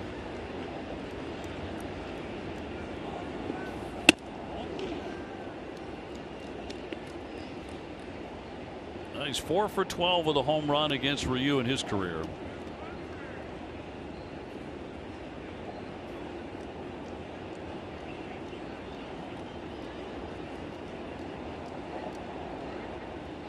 Red Sox about to get out of Toronto. Off day back home on Monday before the series against Tampa Bay. They will not be taking bench coach Will Venable with them. He has to stay in Toronto, quarantining for 14 days. We got to get him a care package or something. That's got to be rough. More than one, I think. And Tom Goodwin is going to be left behind until he tests negative.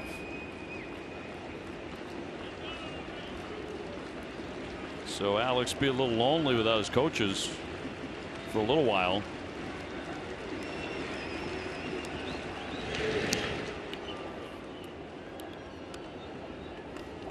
And granted, the Red Sox stay in great hotels, but 14 days. It's a long time. I'm hoping that Tom doesn't test positive, but if in fact he did, would they just put them together so they're might as well, so they can not talking to the walls. Yeah, social interaction.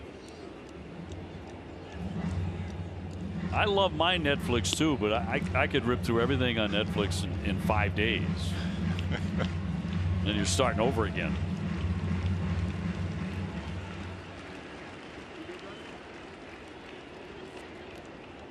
Two and two on Xander. Devers next if he gets that far.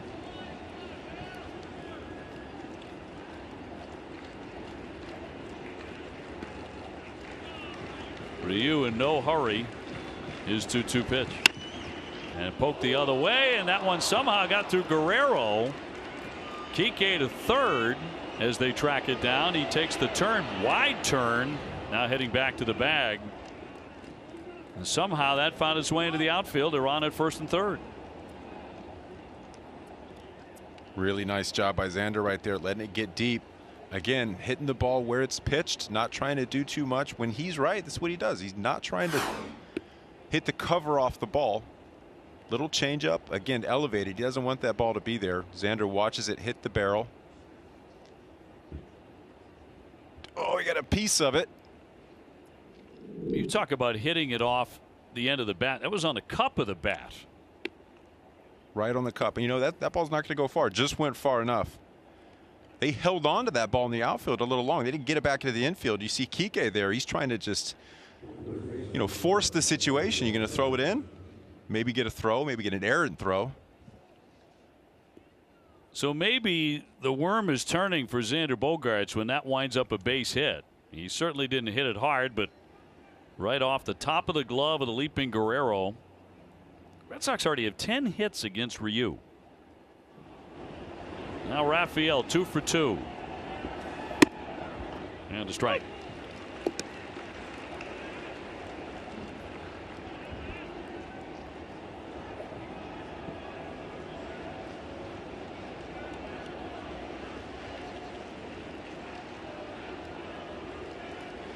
Rafi with a base hit in the second, infield single, and a single in the third. You're not going to get the blazing fastball out of this guy that so many pitchers like to go after Rafael with.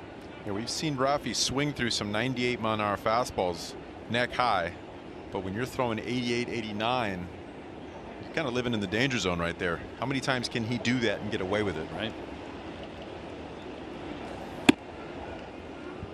2-1.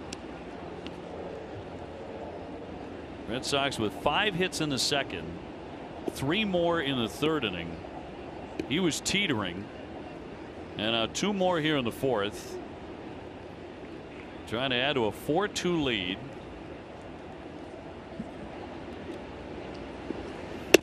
The 10 hits against Ryu tie a season high against him from any ball club.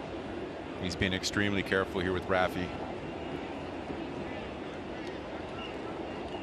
Will he get something to really hit here on 3-1? JD Martinez on deck.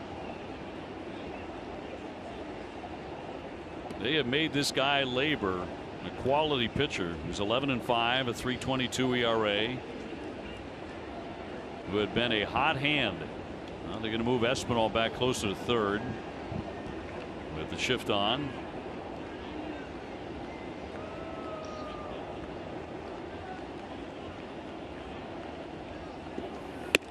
Did not get a pitch to hit, and he walked him. Very careful. And the bases are loaded for JD Martinez. And here comes the manager. Charlie Montoyo out. It has been a mammoth struggle. The Red Sox have made it so for Hyunjin Ryu. Murphy, who's thrown I think half a ball game in their bullpen, is finally going to come in with 2 down, bases loaded for JD Martinez. We will take the break here in Toronto. Red Sox pressing the matter up 4-2. Now the pitching numbers here on Ryu, and he is responsible for each of the men on base. They're all loaded up.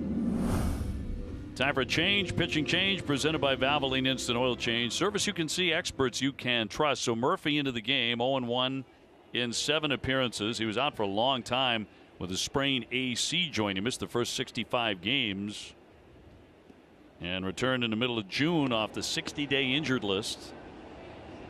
So not a lot of innings. And inherits the bases loaded, and Martinez the batter. Not a lot of Red Sox at bats. JD's 0 for 1 career. Plawecki on deck does have a hit. Good fastball, 96, but a miss. JD has doubled. He's also flied out. He scored a run.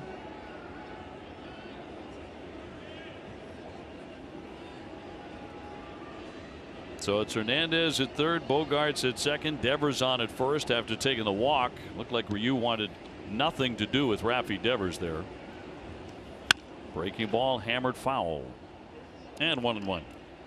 Yeah, that plate appearance there was about as unintentional, intentional walk as you can get. JD likes the bases loaded. 349 with 7 grand slams.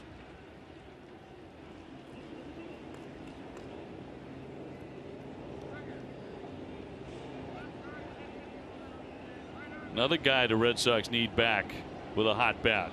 It's been cold for a while. That one hit and a foul ball. Turned on it but knocked it foul. 1-2.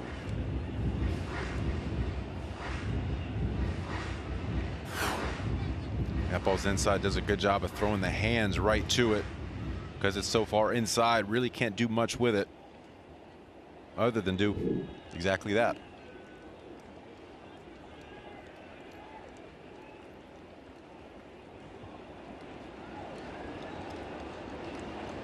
All filled up for Boston. Murphy's 1-2 pitch. Off the end of the bat as he stays alive. Foul ball.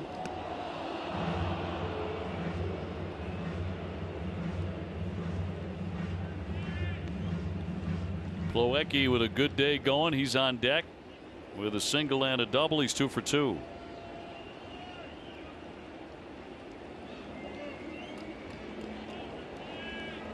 Red Sox with a chance to really bust it open.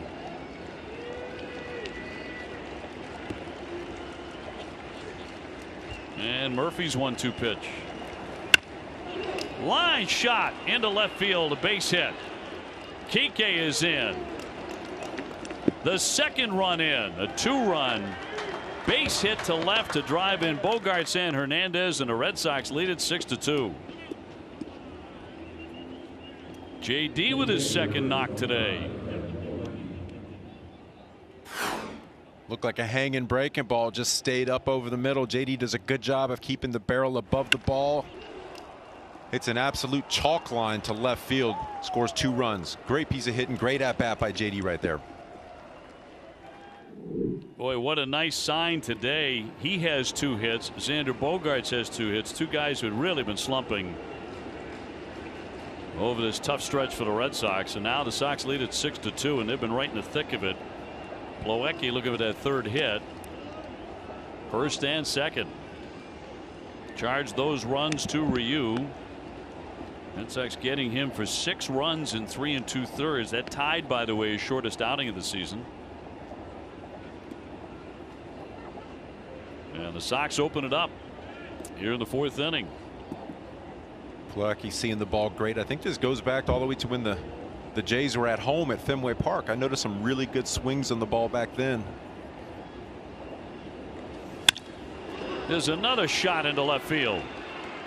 Going to send the runner. Here comes Devers. The throw to the plate. He will dive, and he's safe. He got in there with the hand.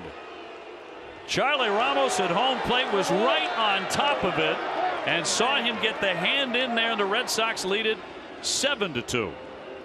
That ball beat him by a mile. What an outstanding slide by Devers to be able to squeak that hand in there to avoid the tag.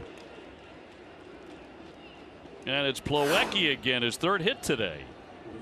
I couldn't believe he was going right here. Decent throw by Gurriel. The ball beats him, like I said, by a mile. Look at that. Just gets in there.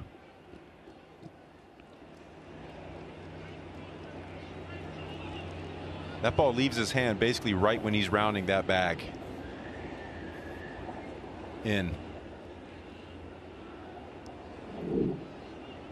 As you said, beat him by a lot. But Rafi gets in there with a terrific slide, and here's Dahlbeck. Red Sox open it up 7-2. Another look. That's a cagey slide with that hand. He took the glove just too far. Rafi was able to squeak in and right to the left of the glove. Missed with the tag. Ramos, home plate umpire, could not have had a better angle. Dahlbeck a single, a strikeout today. Tried to hold up, but he went. And it's 0-2.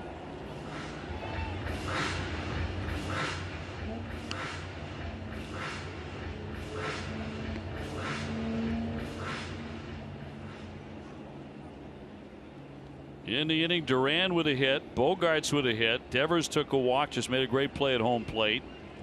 JD Martinez with a 2-run single. Plawecki is now 3 for 3. He's driven in another run. A single in this inning. Ground ball to third. Espinal gets him to retire the side, but the Red Sox have a 5-run lead in Toronto.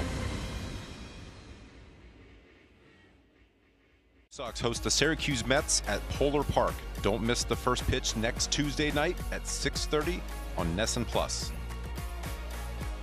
The Red Sox had 2 runs all day yesterday in splitting the twin bill. They have 7 already on 12 hits. All of those runs charged to Ryu.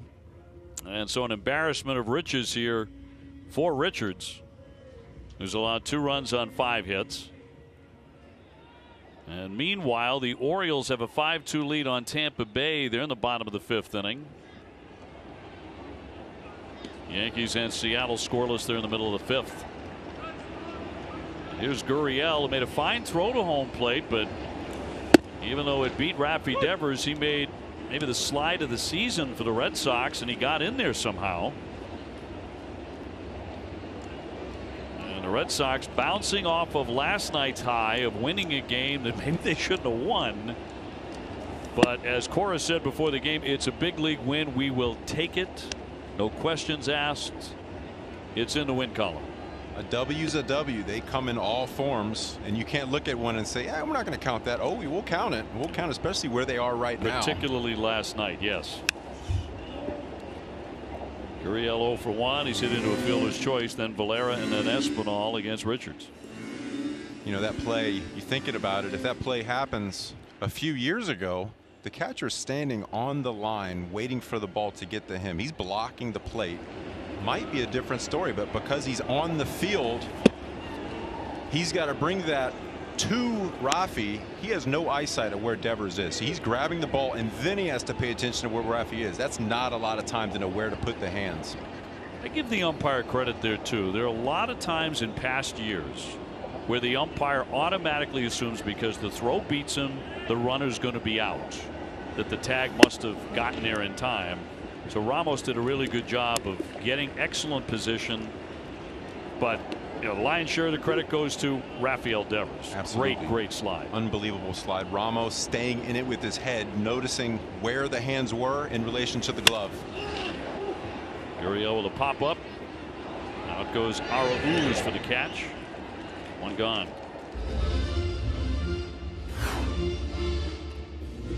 I mean, by the time Gurriel gets the ball, Rafi's just now turning around third.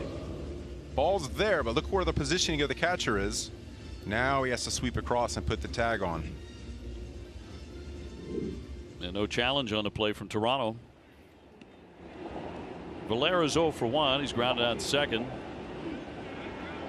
When that rule was instituted, catchers can't block the line, can't block the plate. It was after Buster Posey, the great Giant catcher, was badly injured on a collision at home plate. At that time and now, several years later, do you agree with that? Do you like the idea? There are a lot of fans out there who go, wait a minute.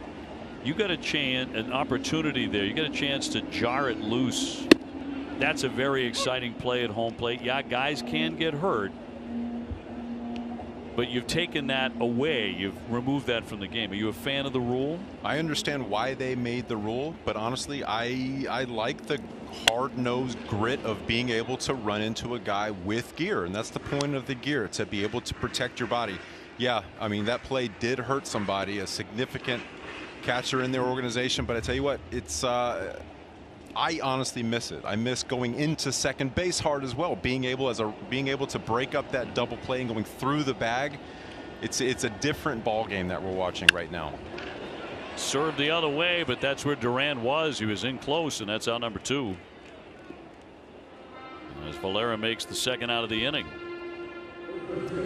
little things like that, and the daylight play at second base, where you got to be in the vicinity right there. As long as you're within a foot of the bag, if you'll call a double play, right? Little things like that have changed. See, I like the idea that the in the area play is gone. That you have to have contact with the bag. That always rubbed me the wrong way. But I'm with you on the collision play and, you know, blocking the plate, not blocking the plate. And I always think of Jason Varitek, and I think of how intimidating Tech was at home plate. He would just drape one of those big legs across the plate, and you weren't going to make contact with him. You were going to go around him. Eric Burns comes to mind, yes. Right? Back then, I mean, he put the foot right there, and no shot of reaching that. No chance. Fort Knox. Yes, that's exactly right. I thought that was a great weapon over the years for in many ways. That Jason Varitek was a great weapon for the Red Sox. That was a big one. You know, you're not going to see the Pete Rose types anymore, guys that are going in extremely hard. You just don't see that. Little rattler here up the middle. Araúz off balance, made a good play. Red Sox with some good defense. 1, 2, 3, they go. Buick, Red Sox wrapping up the road trip today, an off day on Monday. And here come the Tampa Bay Rays, including an afternoon game on Thursday. Don't forget that, 4 o'clock. And then the Baltimore Orioles, including on Saturday, the 14th.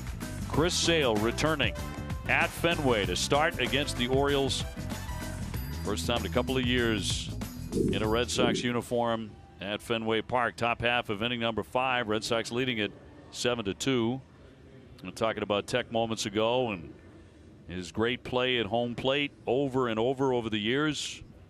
I would include A-Rod in there. Talking about great play at home plate. Different type of play. Different but type of play. We will accept that. It will never be forgotten. I don't think he likes to talk about it very much, and I get it. He wasn't that kind of guy, but it was time to do it. I don't think they're on speed dial by any means. No. The Red Sox ending a 10-game trip today. Started out 0-3 against Tampa Bay, then 1-2 in Detroit. But an opportunity to split here in Toronto and end it on an uptick. I would say a major uptick coming off last night. Now, last night's only a really big win if you win today. Yeah, I mean, let's face it, this team was scuffing in all aspects of the game. They're not pitching the ball. They're not hitting. They're making plays on the base pass that you're knocking your head against the wall, right? So you're looking to turn it around right here. And that's exactly what they've done with the offense today. It's what they've done with the pitching yesterday. You're hoping this is kind of showing what direction they're going. Araúz tried to bunt for a hit first time up, popped it up. As you look at the standings, 3 back in the moment. Tampa Bay is losing right now. We'll keep an eye on that score, but they were down 5-3 to Baltimore. Araúz 0 for 2, then Duran, and then Kike Hernandez. Bogarts with 2 hits, Martinez with 2 hits, Rafael Devers with 2 hits, Plawecki with 3.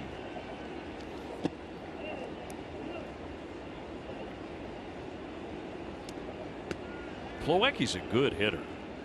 I mean, he puts the bat on the ball as consistently as anybody on this roster. He really does. And what he does behind the dish, too, you can't overstate. He's a great catcher back there. You can tell it's a very comfortable target.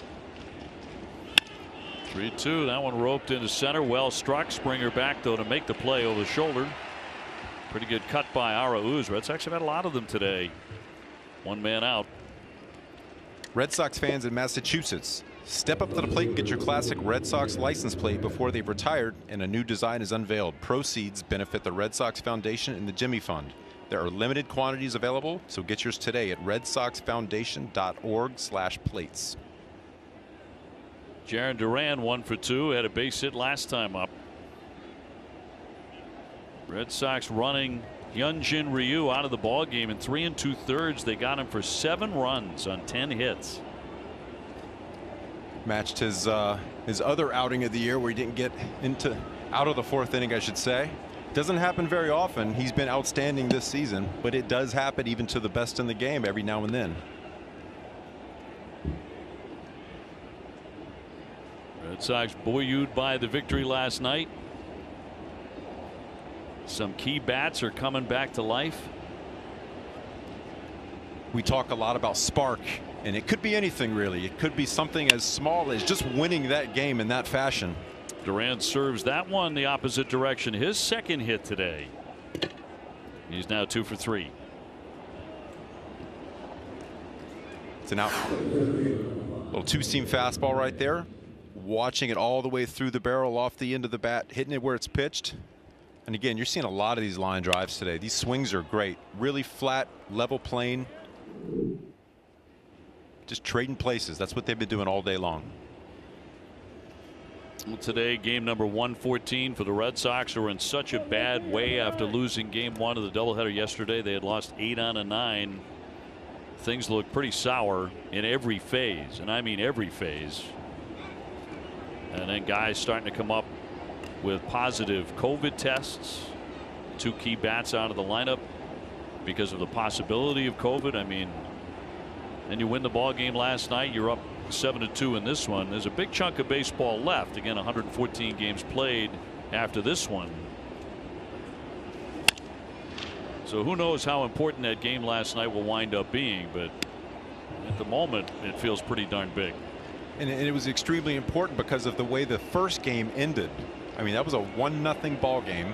Basically, you got your closer in there. He throws 1 pitch, walk off. So that really could have put him in the dumps right there. Instead, they turned it around, came out with a victory split yesterday. Kike 1 for 3 with a run. He's driven in a run.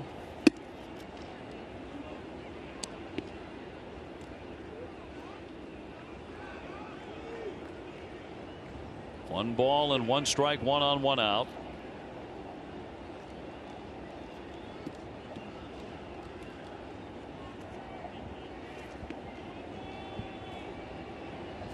And Murphy, the righty, popped up down the line. Guerrero, lengthy run, can't get to it. Only man who could have made the play. Ball was in no man's land right there.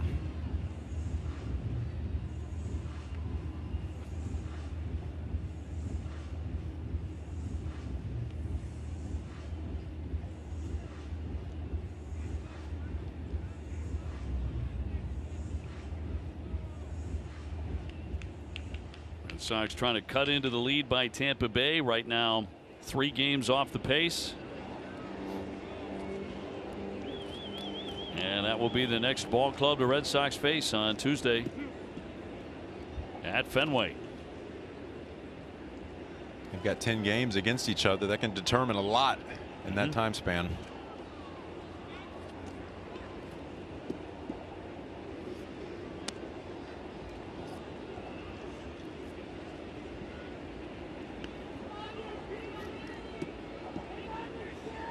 Having a guy like Duran on first base, everybody in this league knows how fast he is. So just having that presence out there, very important to keep the pitcher from thinking about the task at hand, which is A, to throw strikes, to compete. When he's thinking about Duran there at first base, that's one little thing that could get him off his mark. You love the presence. You want that presence at second base. You want to see him go. You want to see the kid run. Not running here, and the count moves to 3-2.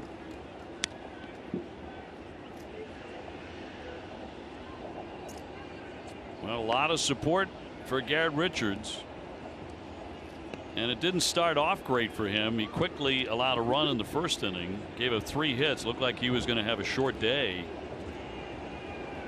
And Taylor did get up at one point early in the game in the Sox bullpen. To center field, Springer again has been very active out there. Duran back to first base and 2 away. Attention Red Sox fans, Plymouth Rock is giving away your perfect day at Fenway. Enter now for your chance to win at PlymouthRock.com/Red Sox giveaway. What's been impressive to me so far with Richards is the Red Sox went out and scored 3 runs in the second. They scored 3 runs in the fourth. Those are important innings, and what does he do? 3 up and 3 down coming back in. Both those innings. Very important to do that. And throws flied out, popped up, flied out again, 0 for 3.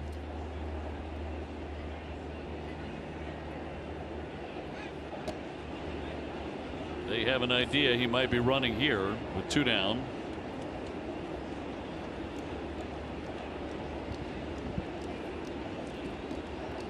They had to go to their bullpen much earlier than they anticipated with their #1 guy Ryu on the bump,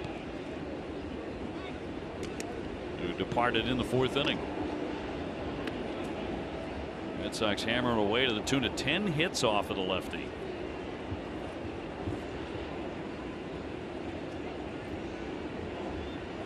And 5 of those in the 2nd inning alone.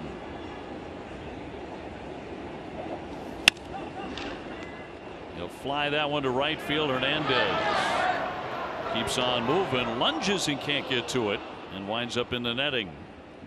Just ran out of room right there. Decided to take a nap in the hammock. That's a great idea on a Sunday, isn't it? Something cold in the hammock. Just relax. It was quick. I'm gonna take a little break. There it is.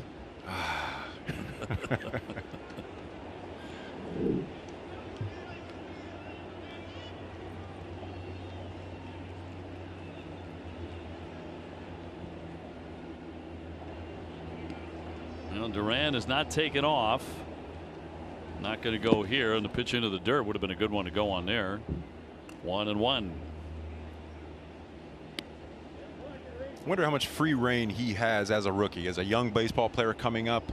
Is he at the point right now, because of his speed, that he's got the green light at all times, or does it have to come from the dugout? It's a good question. You know, the theory with Alex Cora is he gives guys a lot of freedom to do a lot of things. I'm not so sure about that. Broken back ground ball to third. Espinal sets him down. Red Sox get a hit. Strand 1.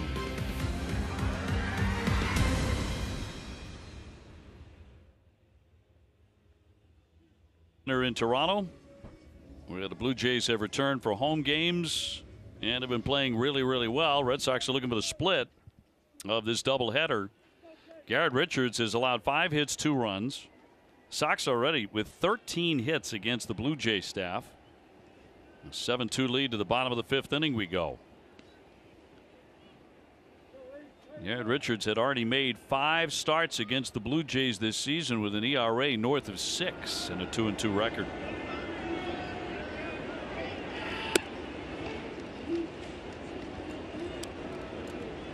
Talked about the importance of being able to get through 5. Anytime he gets through 5, he gives the team a chance to win.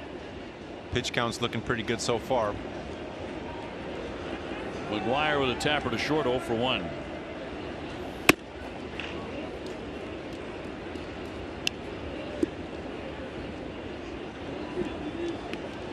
He's 3 for 7 against Garrett lifetime.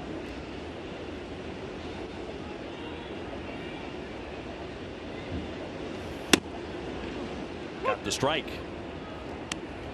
McGuire shaking his head, but it's 2-1. He's a catcher. He wants that 2. It's a pitch throughout this series. I feel like the umpires have been giving the pitchers that pitch pretty consistently.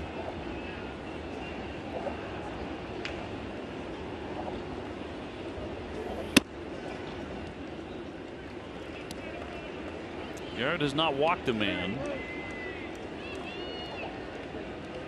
Gave up a run in the 1st inning, another run in the 3rd inning. Run in the 3rd was after an error by Devers. George Springer getting on. That was no pitch. Time was granted. Richards not too happy about it. And Ramos telling the Red Sox dugout he had called a timeout.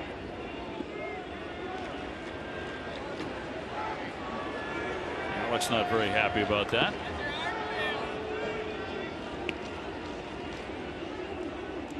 But no pitch.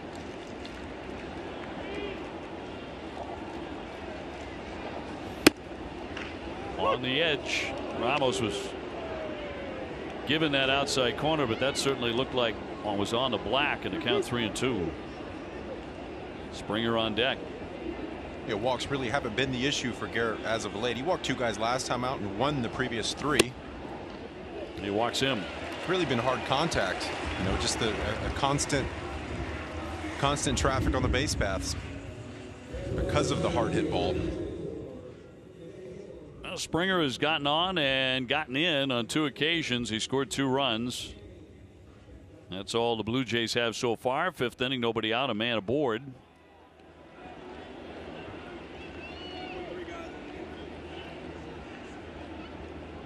Pretty good numbers for a guy who missed such a big chunk of the season. 13 home runs for Springer.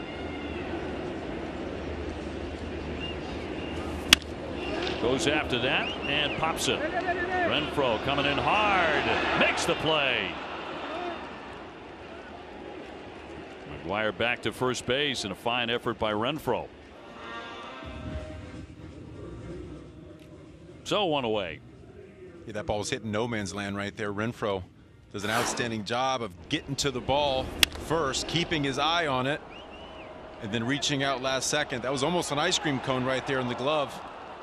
You know he's looking to throw that runner out if he's too far off. I think he's proud of that wing, and he should be. Been so good out there all season long. Vladimir Guerrero Jr. 1 for 2 with a single. And a called strike. That same pitch, right? About a baseball length off.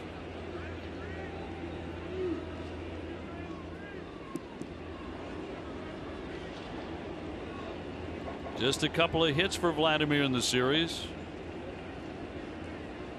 If you're going to beat Toronto, it's a good way to start. Number 1 in the American League in on-base percentage, first in OPS, first in RBIs, first in total bases as Sawamura gets thrown.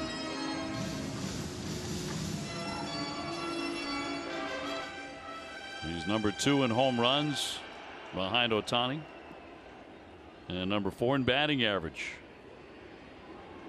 And by the way, he'll walk a lot too. He's taken 60 walks.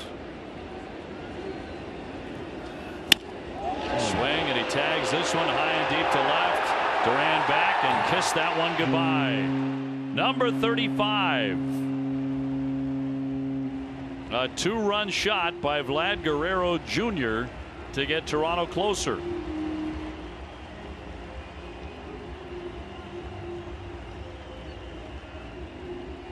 Well, the Red Sox had quieted him until now. On an 0-2 pitch, he takes it out. Yeah, when you're in an 0-2 count right there, I don't like using the term waste, but you got to make a better pitch than that. It's a curveball down in the zone. When I say down, you've got to bounce that pitch during that count. Everybody's got a thing, their home run jacket, and makes it a 7-4 game.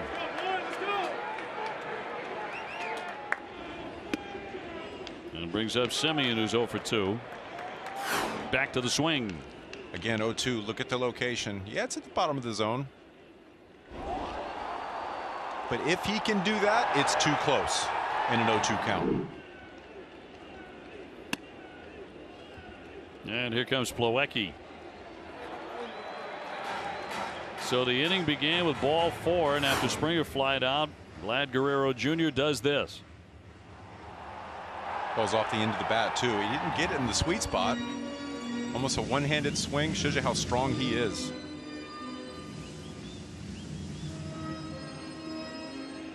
Young fan delighted with the souvenir. 3-run game.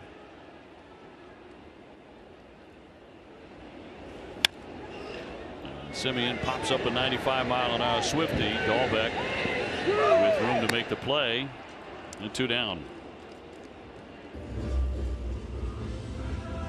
Hernandez will be next. They're beginning to close the roof. It's starting to rain a little.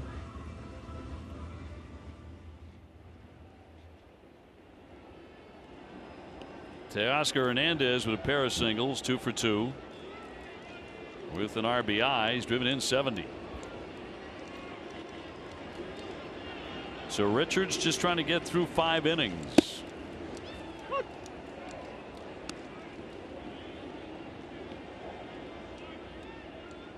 It all starts with the leadoff walk right there. Free runner, free bag. For some reason, those guys always score.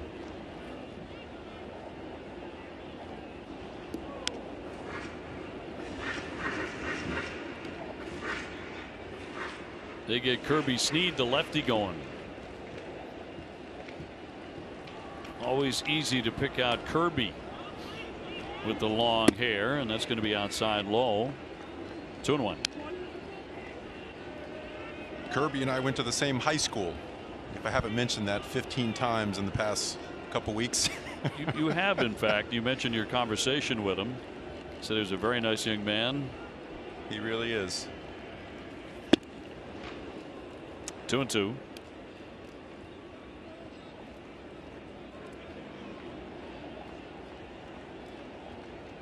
He said he walks by your plaque in the hallway every day, or used to. He was in high school, and pays homage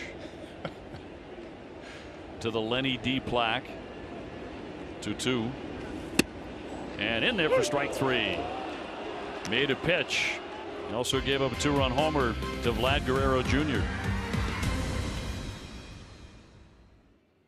Brought to you by Amica Insurance. Experience Amica Auto, Home, and Life Insurance. And by PNC Bank, helping to make banking easier.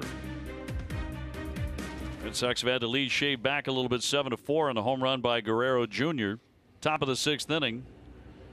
And Kirby Snead will make an appearance. And we'll get the heart of the order. He'll get 3, 4, 5 here.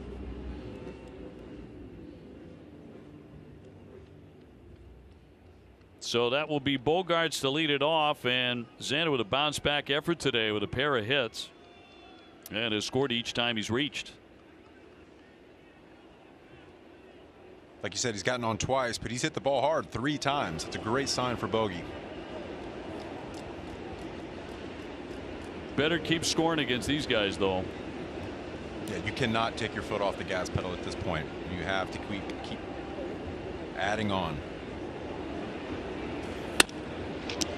Caught by Guerrero, and that one stung as well. Otherwise, Xanderwood has 3rd knock today. 1 gone.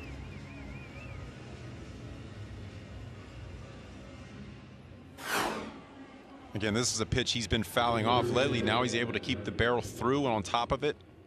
Nice line drive swing on a ball up in the zone.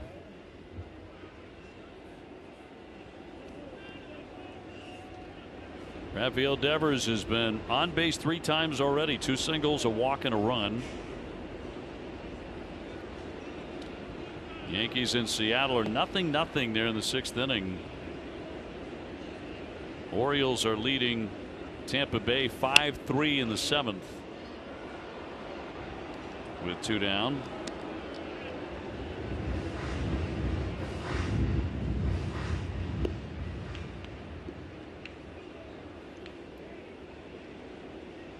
We mentioned it earlier, but worth repeating that Yankees' new first baseman Anthony Rizzo tested positive for COVID-19.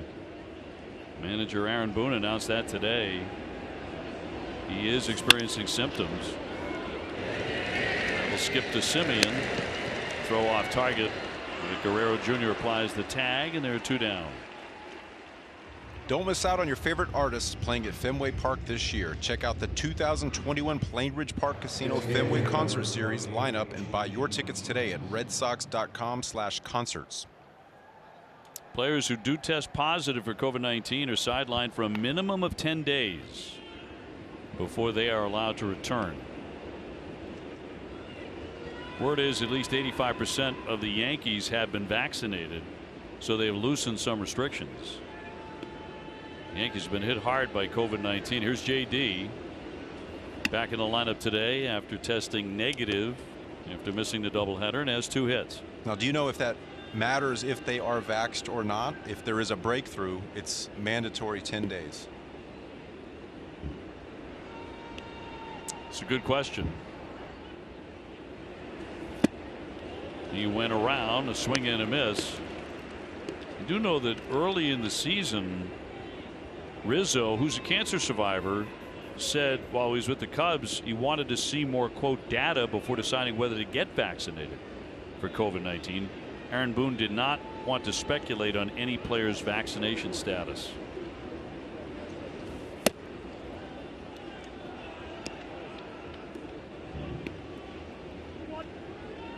Sox in front 7-4 in the 6th inning.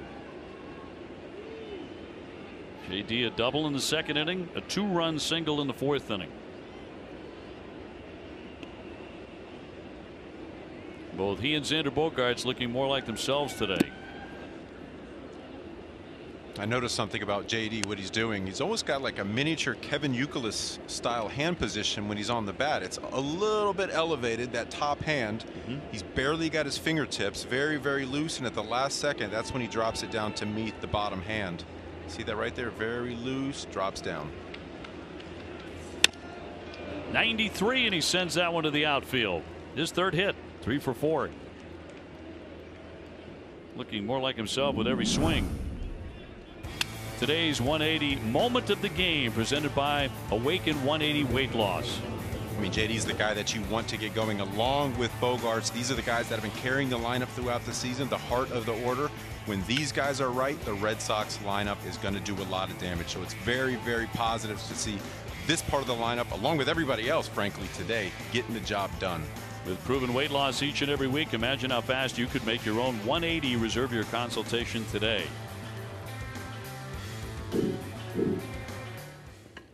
So his 7th 3-hit game of the season.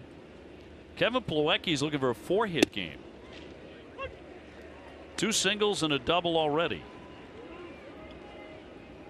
And he's done damage with 3 runs batted in. At this point in the game, everybody's they've gone Oprah at this point. You get a hit. You get a hit. Everybody hitting.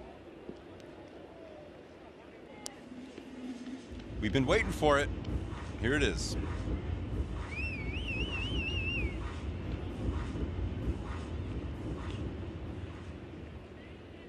Red Sox with a 14-hit day so far in the 6th.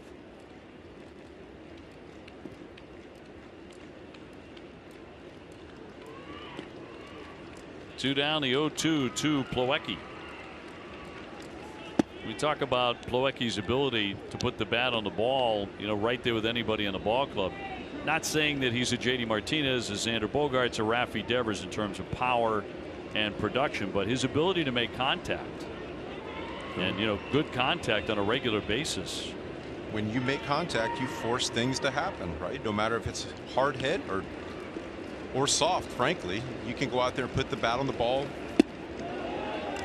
and good things will happen on a regular basis.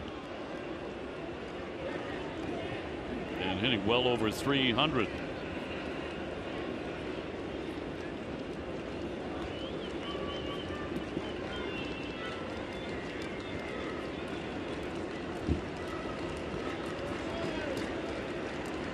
Two from Snead.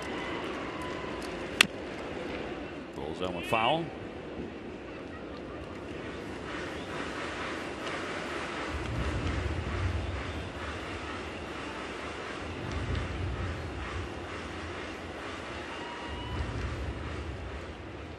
Red Sox went down in the 1st inning 1-2-3 at the hand of Ryu, but have had at least 1 hit in every inning since.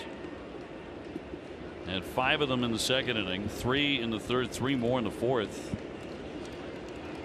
to get to 7 runs.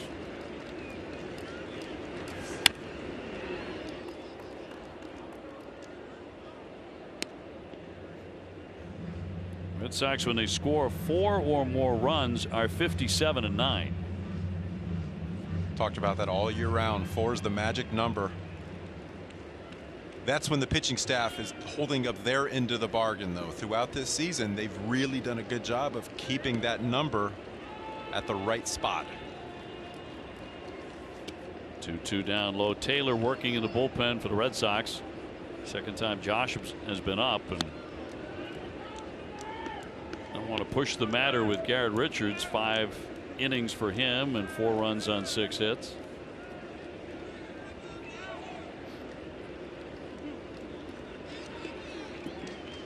Three and 2. Another good at bat for Plawecki. And he's going to take a walk, so he's on every time today. Subscribe to NESN.com's daily email newsletter, The Lead, and start your own morning with the latest headlines in New England sports. Sign up at NESN.com/TheLead. It's a great AB right there, going 0-2 to a walk. Fantastic at bat. Dahlbeck has gone 1 for 3, had a base hit in the second. He's due to hit another one about 450. 2 down and 2 on.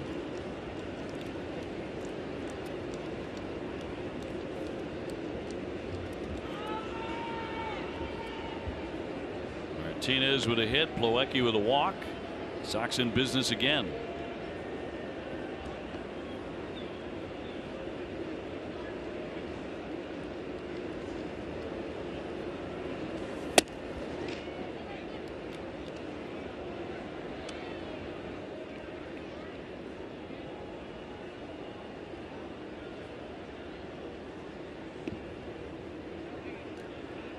Red Sox had scored 5 runs or fewer in 15 consecutive games, only getting 2.8 runs per game over that span, but 7 up there so far. There's a line drive and a base hit. Martinez rounding third. JD trying to score, and he will. No throw home by Springer. Red Sox add another one. Second hit today for Bobby Dahlbeck, who drives in his 41st run. Sox lead at 8-4. That's been the mantra today. Line drive hacks, line drives up the middle, taking it where it's pitched. You look at this ball, that's kind of center cut, a little bit down and away, but he does a good job. Bobby's a super big player, so he's able to extend his hands and drive that up the middle.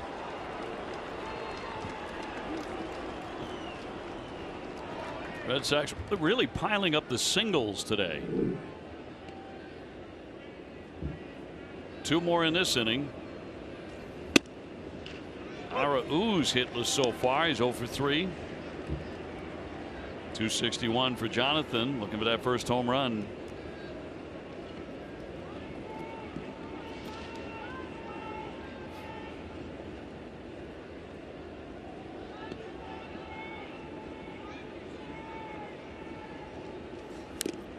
Got a piece of it and fouled it at home plate.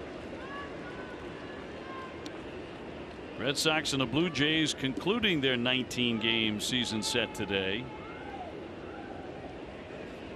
Wrapping it up early too. Last time they wrapped it up this soon was 2001, which was July 27. It'll be kind of weird not to see them the rest of the way. It really will. I mean, it was all AL East from basically mid-July all the way through. Sox have won the season series already. They lead at 10-8. And that'll be in there for strike 3 to retire the side. But the Red Sox grab another run. They lead at 8-4. Red Sox to make a pitching change. Time for the Byford now called to the bullpen. The left-hander Josh Taylor taking over for Garrett Richards, who did give up 4 runs, 6 hits in 5 innings. But the Red Sox got 8 and have an 8-4 lead here in the bottom half of the 6th. Really is simple math. Score more than they do.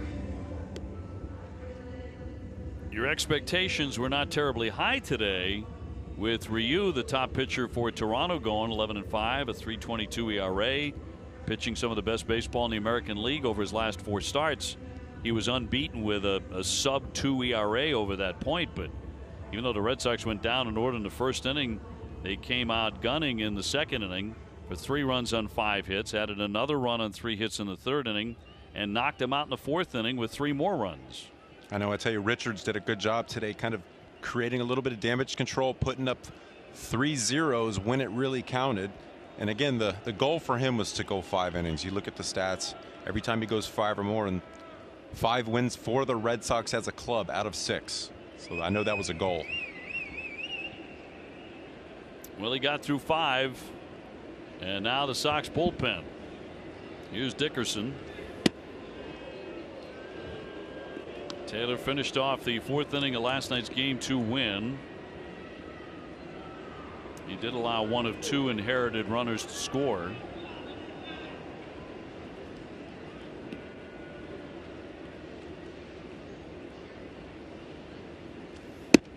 And he'll misfire up top and the count 2-0.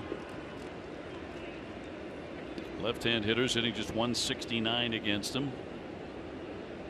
2 for their last 29, and they have the roof now closed after some light rain in Toronto. Started out open. Through there for a strike. Taylor's been extremely reliable throughout this season. Mid-90s fastball coming from the left side. Really good slider to come off of that. You can see why lefties have a hard time with him.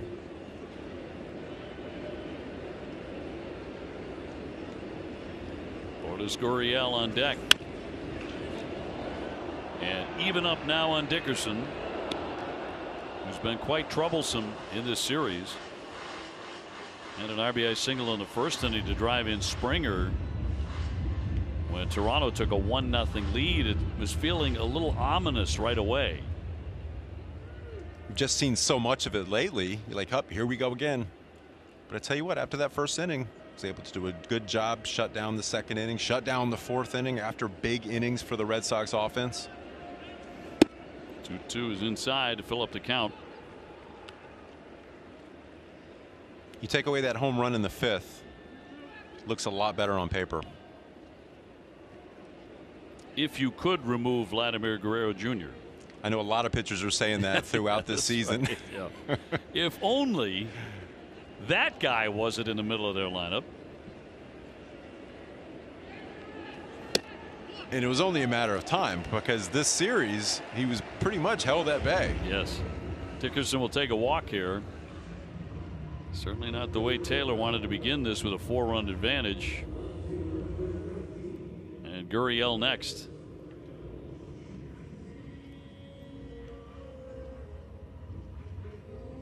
Red Sox got outstanding starting pitching yesterday. I mean, Nick Pivetta was just magnificent. On the road in Toronto against this lineup. His fastball command was off the charts. He was able to put it where he wanted. Yeah. No matter the count. Sprinkled in his off-speed stuff every now and then just to keep them off of that fastball. I mean, paint 97 right there.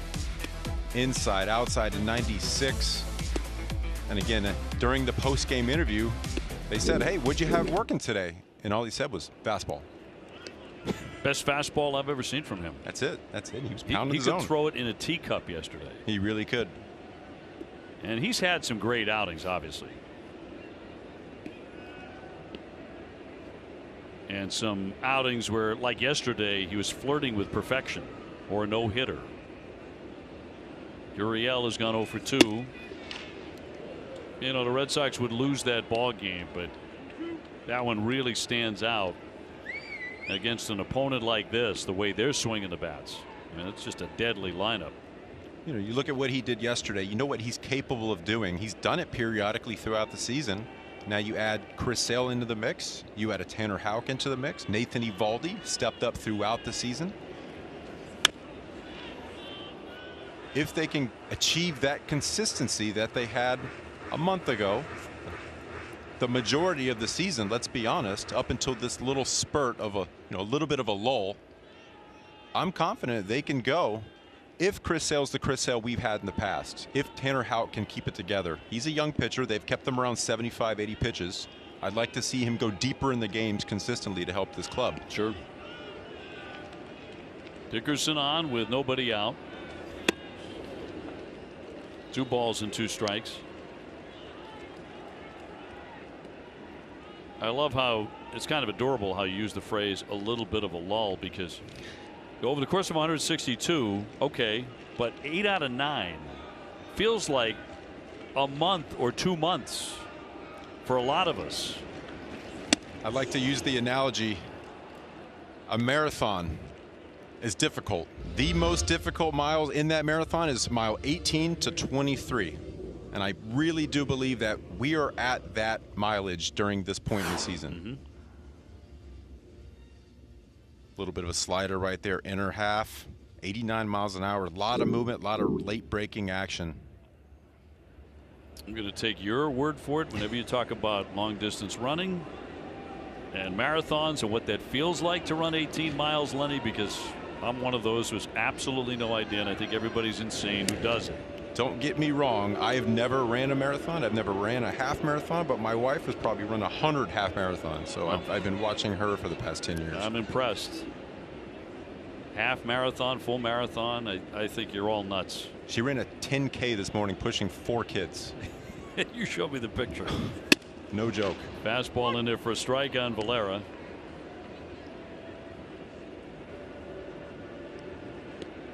That is a gift I was not given. I remember as a kid going to the 10-mile mark of the Boston Marathon in Newton and watching the lead pack fly by at the speed of sound, and it was like, you got to be kidding me, you know? You've got to be kidding me. I make the joke, the only time I ever beat her in a race is when we're in the grocery store. I mean, I'm sprinting through the grocery store, and she takes her time to run down those aisles. I'm in and out. I'm with you there. I know every aisle in Shaw's. I know exactly what I need. I know where to go. 2 minutes. Oh, yeah, I'm picking them up and putting them down in the cereal aisle. I'll tell you what, I'm out. Get that Captain Crunch. Stroked into left down for a base hit. So a couple of men on, first and second, and the Blue Jays, with no quit in them, are threatening again here in the 6th inning.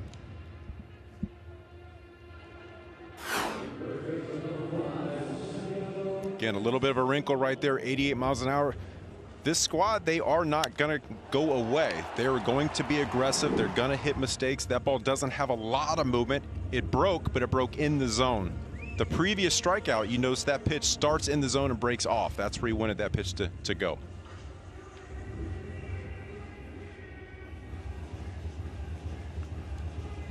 Well, here comes Alex Cora. And he's going to go to Sawamura here after a walk and a base hit. Taylor not terribly sharp here in the 6th inning, walking that leadoff man. We'll take the break as well. 8-4 Red Sox leading in Toronto. More in a moment. It's an all-new Charlie Moore Outdoors where the Mad Fisherman attempts to fit all the fun in one day. Charlie visits Kurt Kendall at the 724 Lounge and tries their famous Manhattan. Tune in to watch the fun tonight at 5:30 on NESN. 2 men on here for Toronto. 1 down, 6th inning. Red Sox ahead 8-4. And Sawamura will work for the first time in the series. Last pitched on Wednesday at Detroit. And coming on with a 2.66 ERA. And we'll take on the number 8 hitter in Espinal, who has fly down and grounded out so far today. Blue Jays making a little bit of noise here in the 6th inning.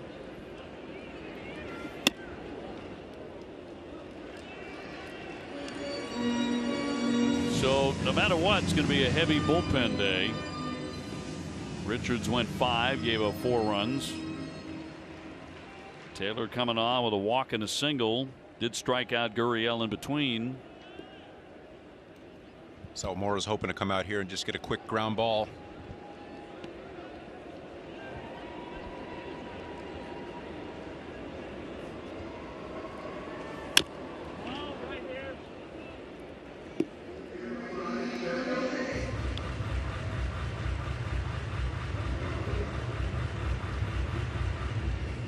Some of the other baseball today is mentioned. The key games include Seattle and the Yankees. They're in the 7th inning, a 0-0 game.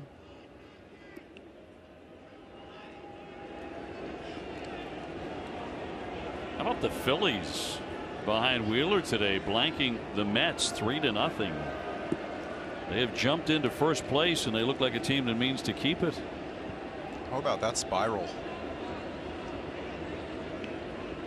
Orioles still leading Tampa Bay 5-3. They're in the 8th inning. High pop up by Espinal. Infield fly rule in effect. 2 down.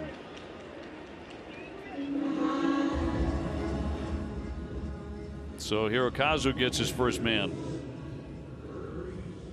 That'll bring up the 9-hitter McGuire.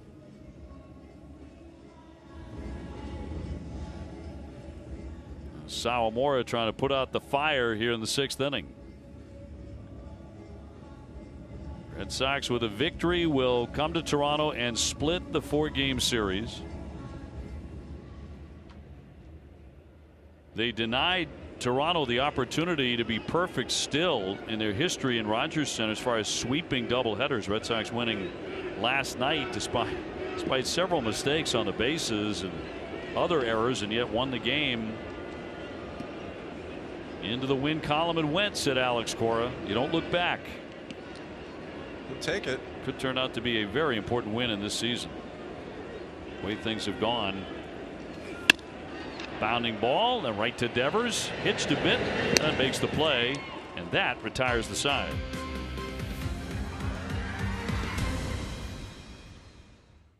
$500 to Boston Children's Hospital for every Red Sox home run this season.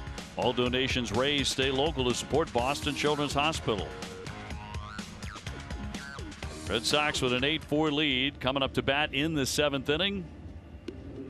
Alex Cora and crew looking to get out of town with another W. They've out hit Toronto 15-7.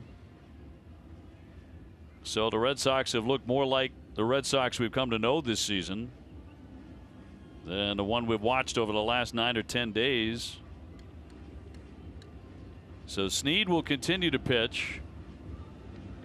The Red Sox due to bring up 9, 1, and 2 in the batting order. So it'll be Duran, Hernandez, and Renfroe. And of the 3 of them, the only man who does not have at least 1 hit is Hunter Renfroe. He's 0 for 4. Alex Verdugo leaving the ball club. He certainly has been maybe the hottest bat in recent days, but paternity leave, a great reason. Flying back to Massachusetts. Good for him. Duran's done a great job today seeing fastballs and staying on them. This could be an uncomfortable at bat. You look at the arm angle, the deception that Snead brings to the table.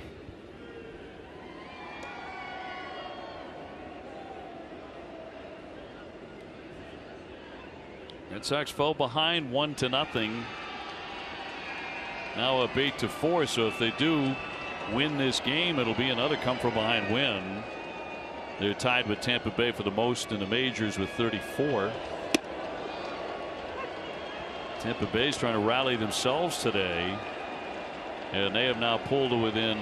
Oh, they've actually tied the ball game. Or have they? Let's see. With the Baltimore Orioles. Was 5-4 Baltimore. And now tied 5-5. They have tied it.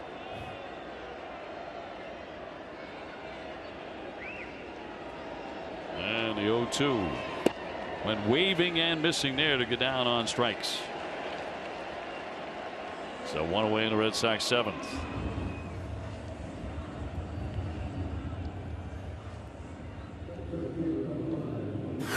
Talking about Kirby Snead's arm angle, and that breaking pitch right there can make it uncomfortable on a left-handed batter, causing that front shoulder just to open up ever so slightly, missing that outside slider. Brings up Kike, 1 for 4, an RBI single back in the 2nd inning.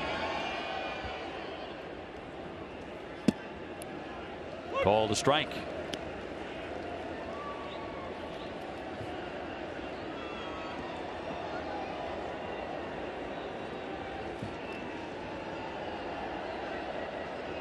Dolis now working in the bullpen. That one is tagged into left center deep, racing back at Springer, and he'll get that on the warning track.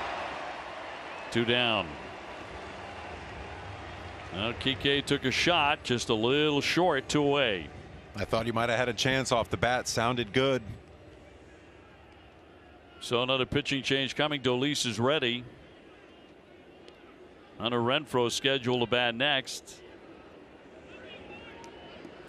So they will bring on Dolis, and we'll take the break as well. 2 down, 7th inning. Red Sox 8 and Toronto 4. $1 million over 5 years in support of social justice and health equity initiatives. To learn more, visit cbshealth.com. Dave O'Brien alongside Lenny DiNardo. Great of you to join us. It's now baseball indoors because although we started with the roof open, it's been closed the last inning. 2 down for the Red Sox. And here comes Rafael Dolis, his 36th appearance. With the Sox up 8-4. Hunter Renfroe is 0 for 4, trying to join the hit parade. 15 hits for Boston.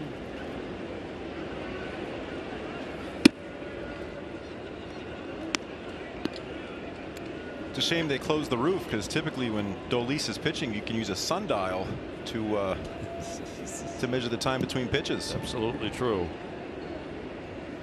I don't know if he's the slowest worker in baseball, but he's on the list.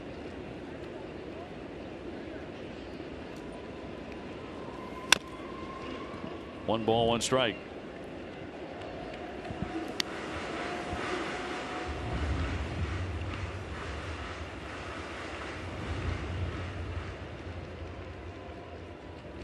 Tampa Bay just hit a grand slam. How about that? And they have taken a 9-5 lead over Baltimore. The Orioles led most of the day. Big explosion though for the Rays. Phillips hitting one 390 feet. A home run cut there by Renfroe.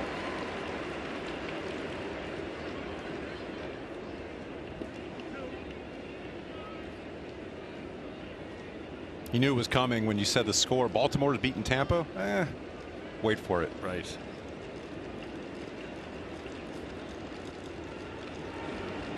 And Dolis with a 1-2 offering. He struck him out. Red Sox dipping quietly here in the 7th inning. 1-2-3.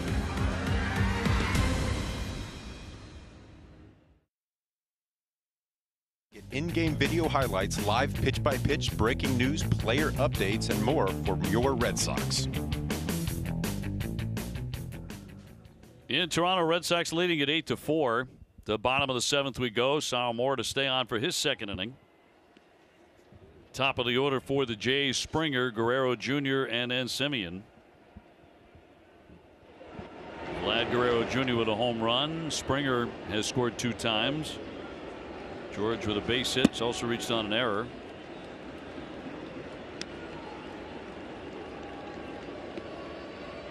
And you are always wary of a Toronto rally with all these bats.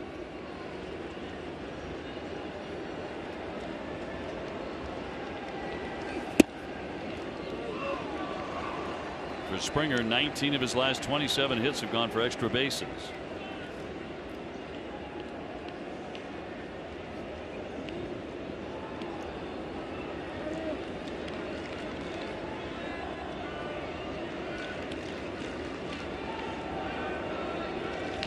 And Sawamura with a 2-0. Didn't get a call there. Kind of begging for that strike, and it's 3-0.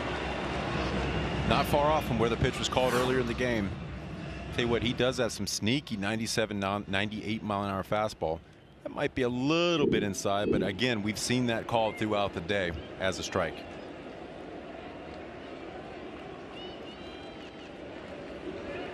Red Sox have actually walked the leadoff man the last 2 innings and make it 3. Dangerous trend. StatCast is powered by Google Cloud. Vladdy Guerrero doing what he does. They've held him at bay throughout this series. He knew it was only a matter of time for him to go deep. 380 feet, exit velocity of 96.8, way below his average and the rest of Major League Baseball.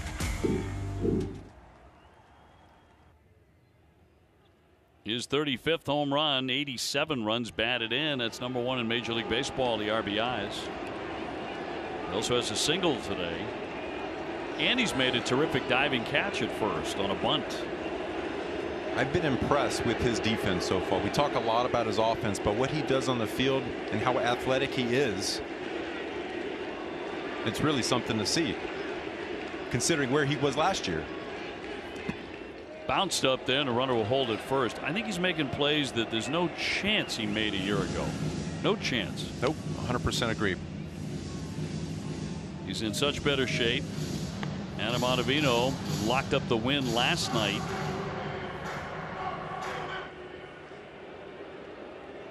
And Cora coming out again. And the managers have really been going to work, but is this about an injury possibility? It is, with a trainer out there. Of course, he's just recently back off the IL.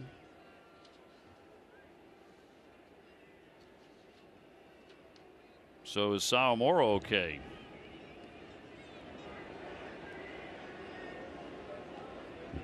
I think he was battling a tricep strain. Only had one rehab appearance.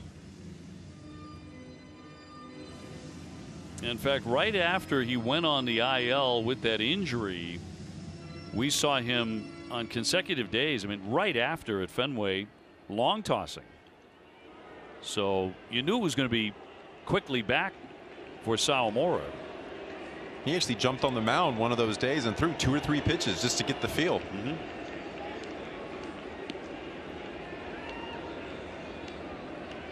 Runner at first, and a 1-0. Jerked that all the way to the backstop. Springer up to second on a wild one. He just yanked that pitch to glove side.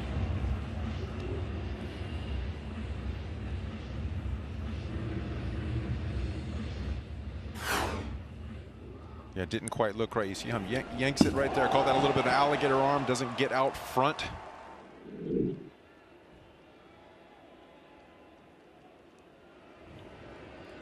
So he just walked him in, and now he's gone to 2-0 with a wild pitch.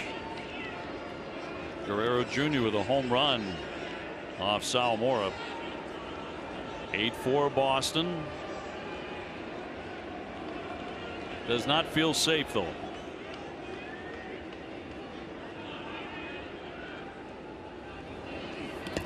Boy, another one that'll skip away and advance the runner. Springer up and into third.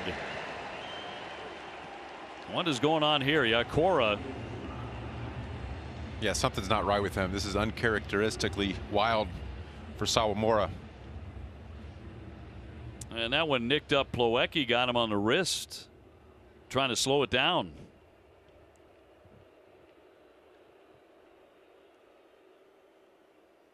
So the Red Sox are going to need the trainer out for him too. See Vladdy pointing to him. He's like, no, he's right here. You got to come see him. Split finger fastball down to the zone. Not a real competitive pitch from the release point.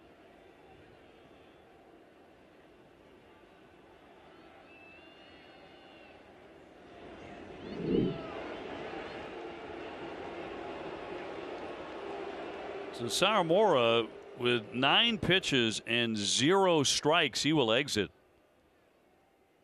And firing it down into the dirt. So Hirokazu has to come out. Ottavino has been working in the pen. And we will take a break for the pitching change. Adam Ottavino, who was so good last night, will inherit a runner at third and nobody out. And Vladimir Guerrero Jr. And it is 8-4 Boston. We'll have more in a moment. .com/watch live and watch anywhere on any device. NESN.com, your home for live sports, streaming, news, and so much more.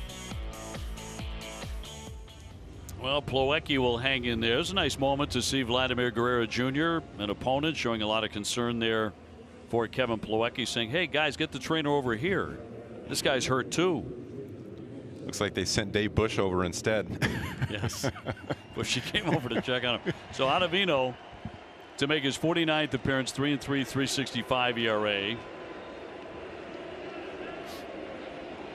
And he inherits Vladimir, who has singled and cracked a 2-run homer.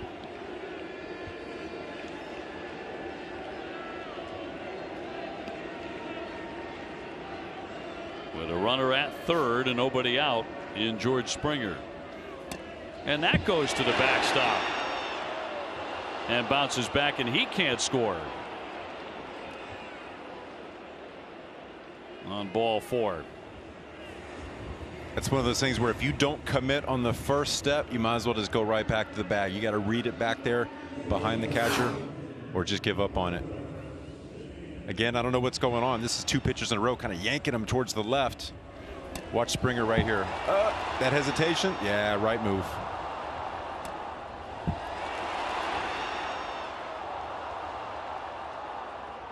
He might have had a shot if he kept going right from the get-go. Yeah, because it bounced back to Plawecki very quickly, but then off his mid. So first and third, Semien has gone 0 for 3. He's flied to right, struck out, and popped up. Nobody out here.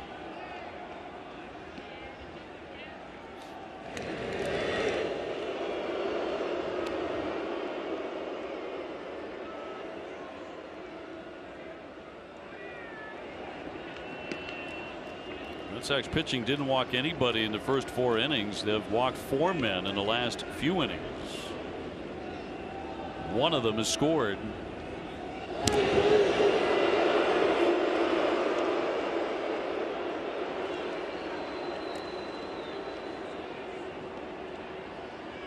On a club that typically is going to get their hits, they're going to spray the ball. You cannot afford to give away free bags, especially this late in the game. Pinned to the outside corner. 0-1.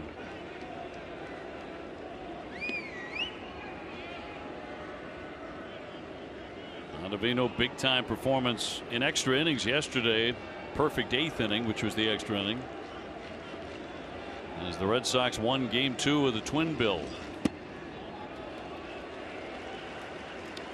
Really was a gutsy performance by Ottavino. You know, with a runner starting on second base, you can almost guarantee most of the time that guy's going to score. Second base, no outs, perfect situation. Really great job keeping them at bay. Stranded 20 of 22 inherited runners.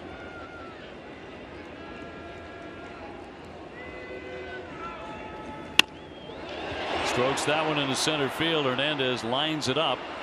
Tagging up is Springer. The throw will not get him. Take to 5.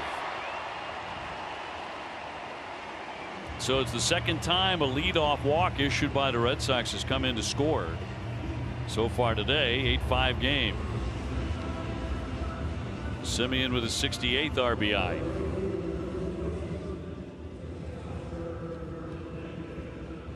Yeah, I don't know what it is, but you can put together a leadoff walk or a leadoff single. I will guarantee you that leadoff walk will score more times. I'm not sure why, but it just tends to happen that way.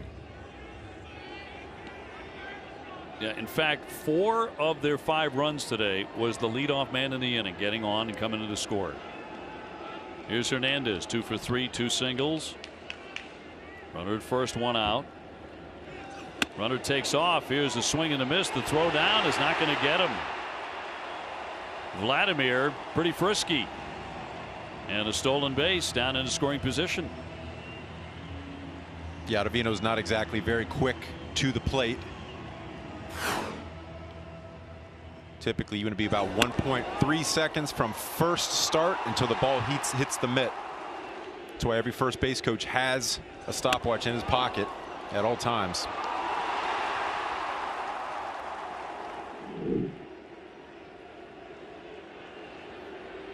Got to be careful with Hernandez, too. 17 home runs for Teoscar.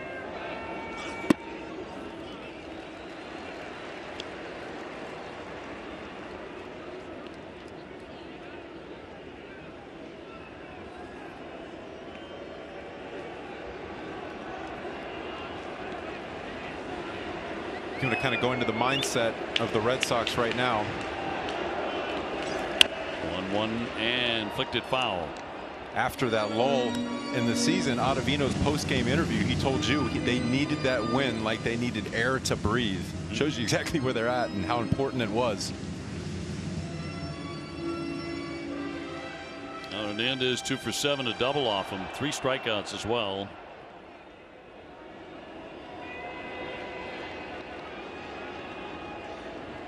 Toronto got the first run of the game. Red Sox have led ever since they got 3 runs in the second.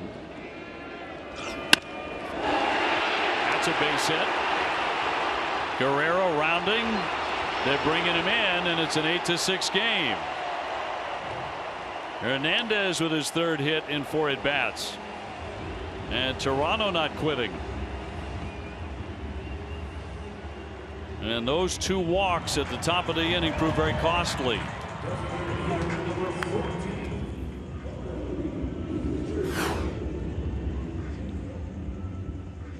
Little slider off the outer half right there, 83 miles an hour. Again, you've seen it all day, doing a job by seeing the ball where it's pitched and hitting it accordingly.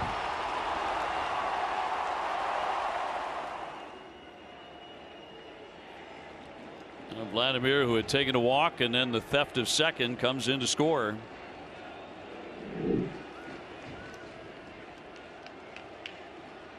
And now it is an uncomfortable lead. Here's Dickerson. He's 1 for 2. He's also taken a walk. Red Sox have hurt themselves with wildness here over the 5th, 6th, and 7th innings. We talked about it earlier in the game, how important it was to not let off the gas pedal. Runners in scoring position, you have to add on as much as possible against this Jays lineup because you know they're not going to quit.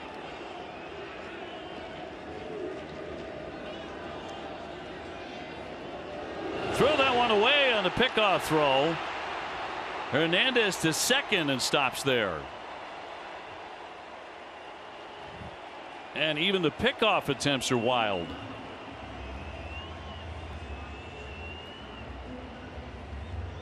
Yeah, you've got 1 out right there. You want to keep the double play in order. Last thing you want to do is throw the ball away. Now that runner's in scoring position, basically just trading spots from where Vladdy was a hitter ago.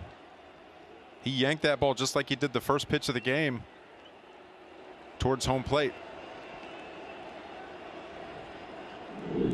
Ottavino charged with the error. Hernandez to second. And the crowd really coming to life here in this 7th inning.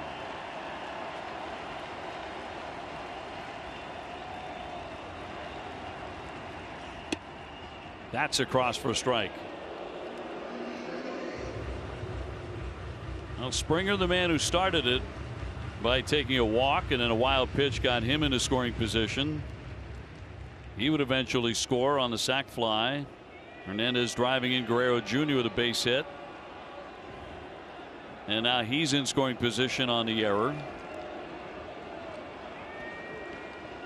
Sox been charged with a pair of errors today.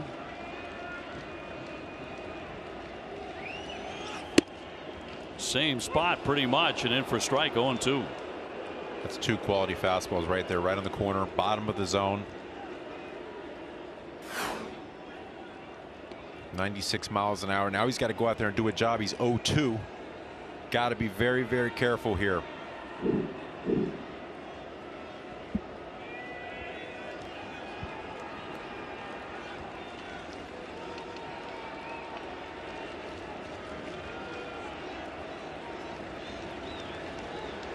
Ottavino trying to put away Dickerson.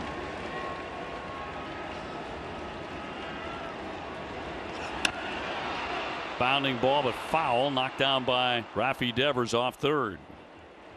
Got a pretty good jump right there.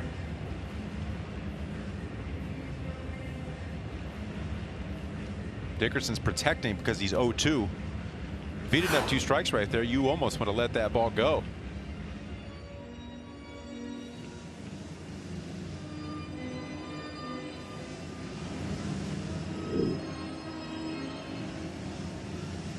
Red Sox up 8-6 in the 7th.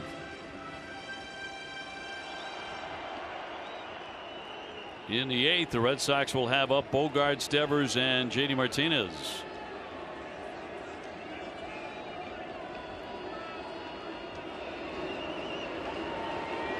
One out and 2 strikes on Dickerson.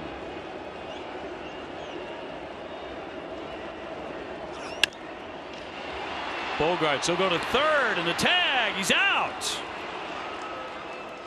Hernandez trying to move up on a ground ball to short, helping the Red Sox cause. Just bad base running right there. You got to see that ball on the right side of the infield. You have to know that you're able to get to third base. 1 out, you're in scoring position. I mean, he's a sitting duck there at third base. Easy ground ball to Bogaerts. Tells him to pitch. I mean, that's right at him right there. He knows it. Red Sox say thank you very much. So Dickerson becomes the runner at first, but 2 down with Lourdes Gurriel, the batter. He's gone 0 for 3 with a strikeout.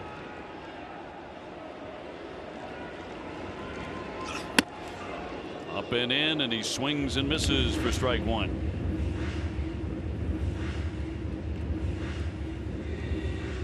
Well, the Red Sox and Jays played to a scoreless tie until Semien hit the first pitch in the 7th for a 1-0 victory in Game 1 yesterday. Red Sox eking out a 2-1 win in Game 2. A wholly different game here today, with plenty of scoring.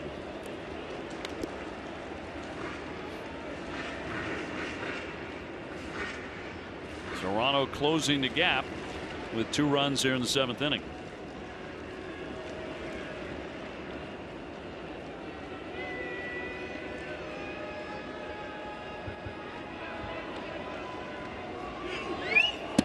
Runner on the move, and he's going to take second.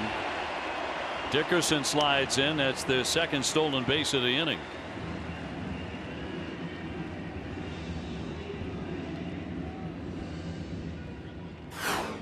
And again, Ottavino's not quick to the plate. Long delivery. Really, Plawecki does not have a chance to throw him out. Stolen bases are not on the catcher. They're almost always on the pitcher.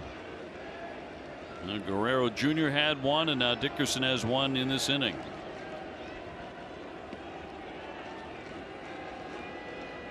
Two-1 will not be made. They've got him possibly. He's out. He gets picked off.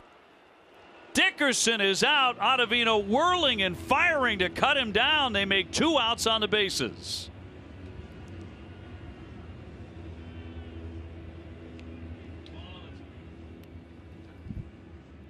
Steel play brought to you by New England Chevy dealers. Ottavino has that inside move in his back pocket. They already took 2 bags on him today. It's always nice to be able to say, you know what, I'm pretty slow to the plate, but I also have this ready to go just in case you get a little bit greedy. 2 base running errors in 1 inning. Thank you very much. Sincerely, the Red Sox. Yeah, and it was the Red Sox who made those mistakes in the 7th inning yesterday. So Toronto returning the favor. And it's 8-6 as we go to the 8th inning. Ottavino with a very accurate throw to cut down the base runner Dickerson. So the Red Sox will bring up 3, 4, 5, and once again needing a little more separation, with Bogaerts, Devers, and Martinez to bat against Dolis. It's been another wild one between the Red Sox and Toronto. There have been a lot of those this season. Really has. You know, been some lopsided victories on both sides. Been some 1-run tight ball games. We've seen those pretty recently as well. Toronto does not do well in the 1-run games, whereas the Red Sox have very much. Bogaerts has gone 2 for 4, 2 singles, 2 runs, hit the ball hard 4 times today.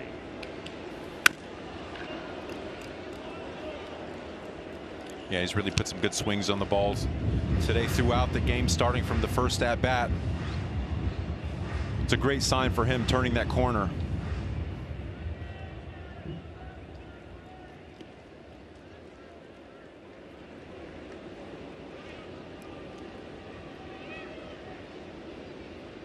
Rafael Devers on deck. And a 1-strike pitch from Dolis.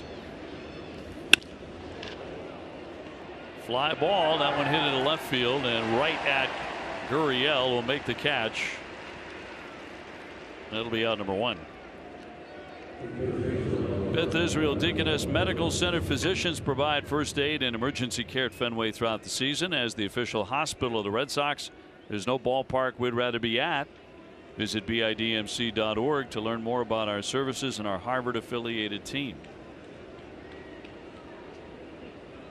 Gurriel with the grab and left. Brings up Rafael Devers. 2 singles and a walk. Scored a couple of runs today.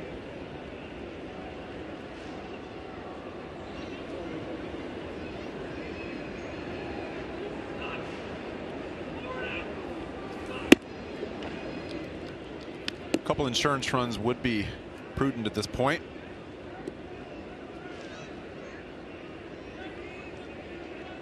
You were talking about the importance of getting the first runner on. Jays did it 3 times today. First runner ended up scoring.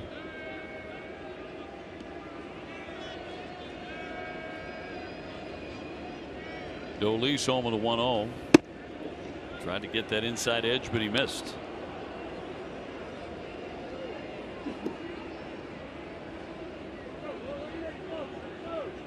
Red Sox knocked out their starter Ryu, their #1 guy, in 3 2/3. Charged with 7 runs, 10 hits. Red Sox had seen a lot of them. May have helped in this one with that familiarity. The 2-0. Not tempting enough.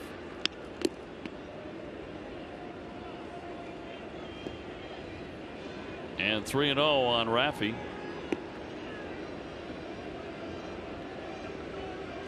Red Sox have only taken a couple of walks in the game. He has 1. Plawecki has another. JD Martinez looking for his 4th hit. Green lighted. And that's something you mentioned this earlier about, you know, what does Alex Cora allow his guys to do? He allows them to do a lot on their own, and that includes when the count is 3-0, it's up to the hitter. There's no sign coming from the dugout, not from the manager, not from a base coach. I feel like that's important to show confidence in them as long as they start swinging at pitches that are right there on a tee. 3-0, you can't expand. And that was a decent pitch to swing at right there. Yep, 3-1. And that's a strike. Raffy started toward first, but back he comes. This ball's down in the zone. It's a pitcher's pitch, but tell you what, it might have nicked the window.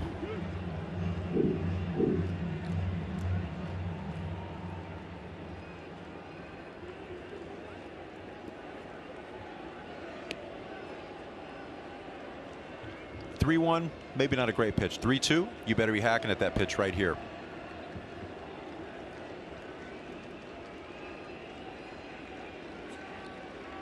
And the payoff pitch to the all-star third baseman. That's in there for strike 3. That froze him. Tough pitch at 95. 2 down. Yeah, Dolis couldn't have thrown 2 better pitches right there in those counts. You're facing a hitter like Rafi Devers. You want to go out there and minimize mistakes as much as possible. And again, 95 right on the corner right there to freeze him. Especially after you see the pitch before that. That was in Rafi's head. He thought about that for a long time. You'd like to think he could let that go and move on to the next pitch. The last one, you got to tip your cap. JD with a double, a 2-run single, and another single. He scored 2 times. He's driven in 2. A really fine day for the Red Sox DH, bouncing back. And man, do the Red Sox need that. Both he and Xander Bogaerts, the way they've swung it today.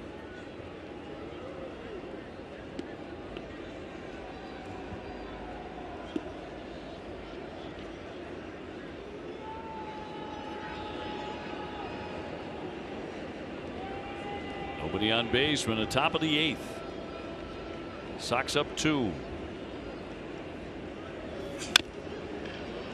Powerful connection is presented by Xfinity. JD does a good job right there, noticing a changeup down in the zone, able to stay with it. It's a tough pitch. It's probably one to reuse best, but to be able to stay right on that shows what kind of hitter JD Martinez is. Right here, curveball up in the zone, be able to keep the barrel flat through it.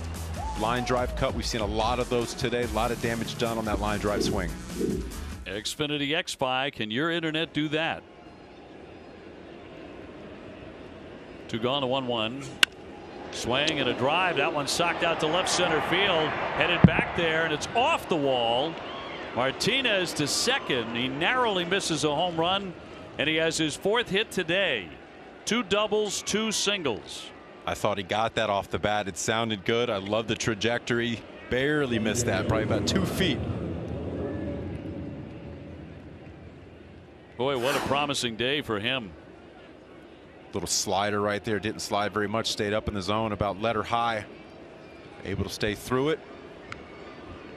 Drove that ball far, deepest part of the ballpark.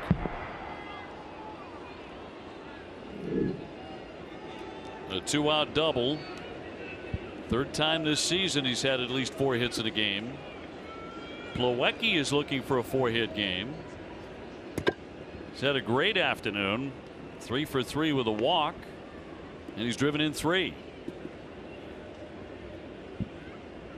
You look at the numbers right now. This is the guy you want up right now in this situation. Seen the ball real well.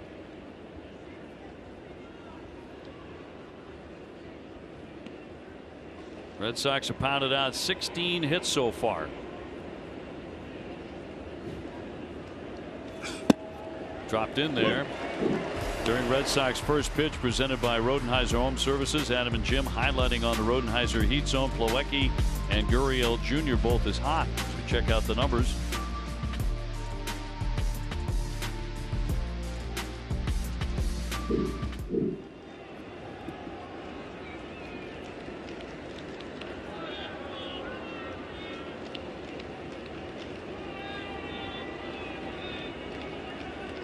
Dolis with a really long look in, still looking, finally steps off.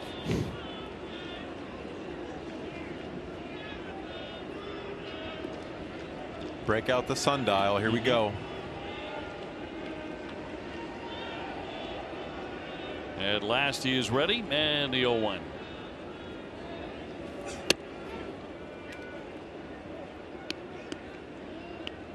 Well, Garrett Richards can still win it. He went 5, giving up 4 runs on 6 hits. Making his 6th start this season against Toronto. Is he ever glad the season series is over between these two clubs? It ends today. I mean, he's seen them enough. This is the 6th time. Ready to move on. Different opponent. I think we all are, actually. Seen so much of these guys in a relatively short window.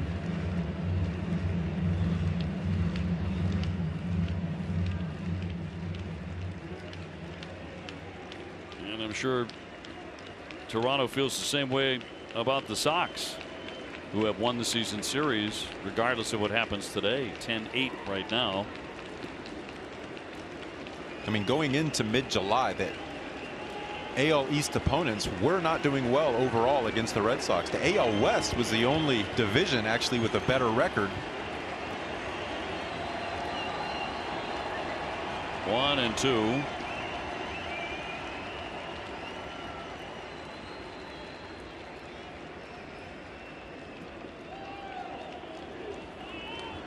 I'll tell you what, Dolis, if baseball ever gets pitch clock, he's in trouble.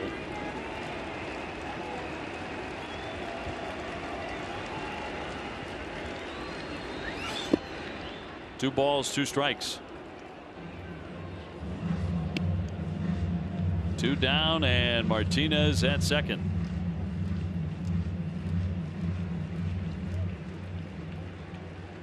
Dahlback hoping to bat in the inning. Bobby with a couple of hits today. Duran has 2. Mentioned Plawecki with 3, Martinez with 4. Devers and Bogarts also multi-hit games.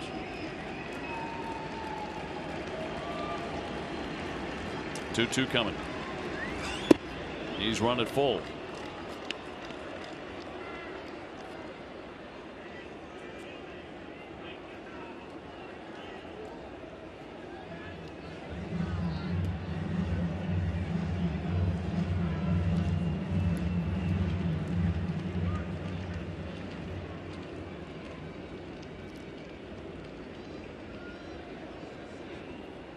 No baseball on Monday for either one of these teams, but right back at it on Tuesday. Red Sox and Tampa Bay at Fenway at 7 right here on NESN.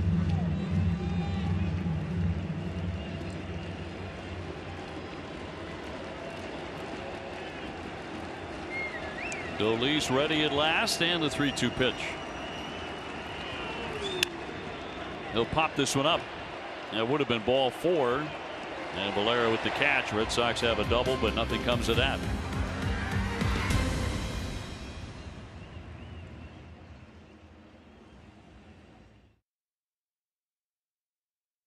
Red Sox leading at 8-6. They have doubled up Toronto in hits 16-8. Although the Sox have also left 10 men on base, so they've had some opportunities to really put the Blue Jays away, and they keep hanging in there. Ottavino back out to continue against Gurriel, Valera, and Espinal. Lourdes Gurriel lead it off. He is 0 for 3. Red Sox bullpen has to stay away from ball 4. It's hurt them in the last couple of innings. Ottavino, he's gone 1 1/3 4 times this year.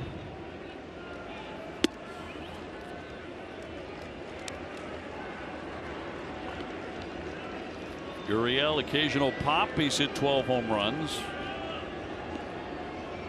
with 44 runs batted in. Snap that in there for a strike, and it's 1-1.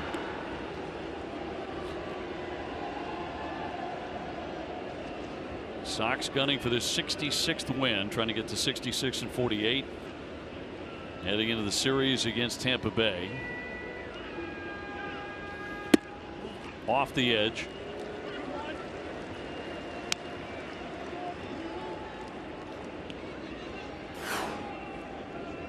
Ottavino trying to induce a swing right here with that slider. Looks like it's going to be a good pitch. Just breaks off. Not a bad spot, especially when you're talking about the Jays lineup. Pretty aggressive. Popped it up into center. Play for Kike. 1 out in the 8th inning. Tampa Bay did knock off Baltimore 9-6. Big grand slam in that one for the Rays by Phillips. And so the Red Sox will need to get a victory here today to remain 3 games behind them heading into the series. Big announcement before the game by Alex Cora. Chris Sale will start against Baltimore at Fenway next Saturday at 4 o'clock. It's going to be a welcome return. I am already seeing lots of ticket activity, which is sort of a side thing for me, just to monitor ticket activity for that game on Saturday. How about jersey sales? Everybody's going to be breaking out the jerseys. The sale jerseys looking hot. Yes, very hot. Valera takes one up and away. They've gone to the top of the 9th inning. Seattle and the Yankees. It's 2-0 Mariners in that game, as Romano gets fired away. One of the great beards in baseball. Base hit. Valera jumped on that, his 2nd hit today. Comes with 1 down in the bottom of the 8th.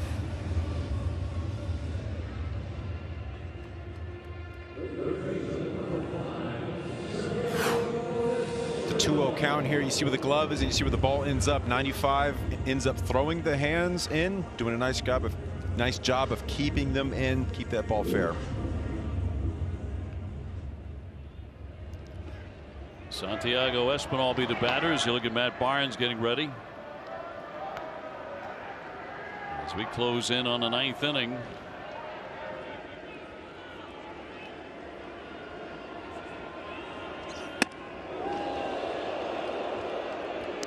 Keep in mind they have been running. They certainly did in the 7th inning with 2 stolen bases. High and tight right here. You look at the movement on that ball, not to mention 95 miles an hour.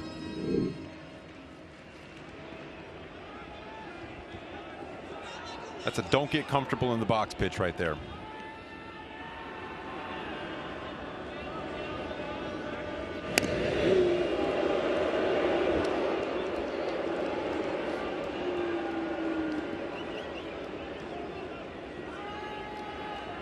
Bo Bichette, who has been out of the lineup in this one, available to hit. He's had the day off till now. Here comes the 1-0 pitch to Espinal. And a pop-up. And it's going to go back out of play.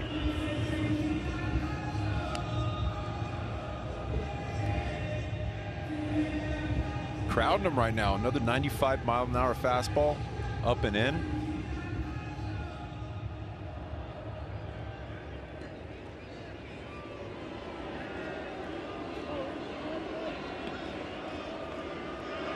Red Sox can gain on both Toronto and possibly the Yankees with a victory here today. And that's just outside. He wanted that corner, didn't get it from Ramos.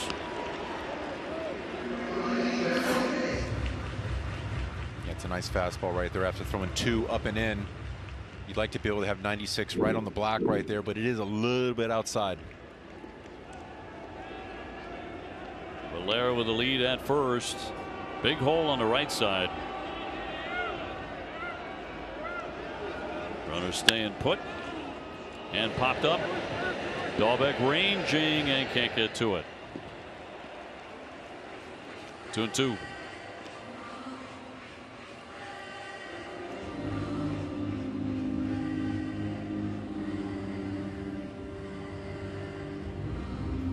Ottavino with a true big league effort in game 2 of the doubleheader yesterday. Right back out there today. We saw Barnes in the bullpen.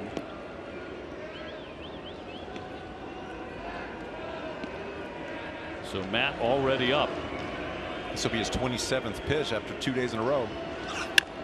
Fastball fouled away, 97, but he got a piece of it.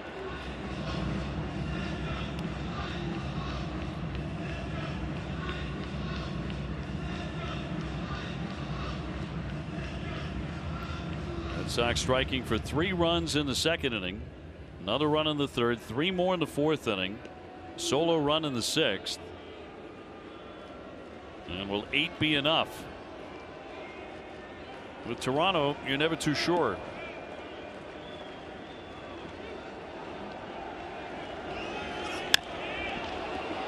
Little fly ball into right field. Renfroe moving toward the line.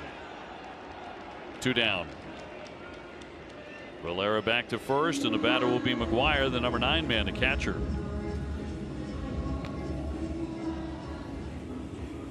And here comes the manager. And he's about to go to Barnes, it would appear, and bring him in here in the 8th inning. Yep, made the call. So that'll do it for Ottavino. He'll leave behind a base runner. Barnes coming in a little earlier than normal, trying to protect an 8-6 lead here in Toronto. We'll have more in just a moment. 8 and Toronto 6, and the Blue Jays with a runner on, 2 down here in the 8th inning. And Matt Barnes coming in a little earlier than normal for him. He did get a decision on both ends of yesterday's doubleheader here in Toronto. Only threw 9 pitches the whole day, but he took the loss in game 1 on Simeon's walk-off home run on the first pitch of the 7th, and got his 6th win with a scoreless 7th inning in the Red Sox game 2 victory. And it'll be McGuire to bat against him. Reese McGuire 0 for 2 of the walk and a run today. 2 down, and Valera the runner at first base.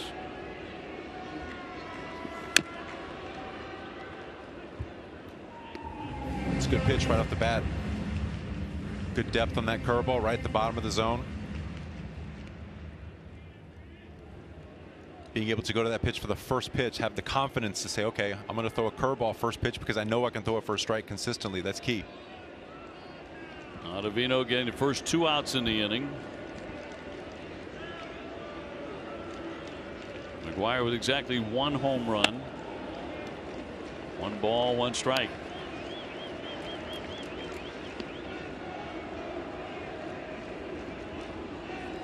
Already a long day of baseball. These 2 teams had that yesterday with the doubleheader, even though the games were scheduled for 7 innings. Game 2 went extra, so it went 8. Fastball just missed. 2-1.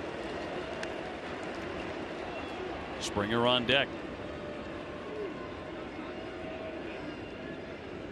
You don't want to see him hitting in this inning.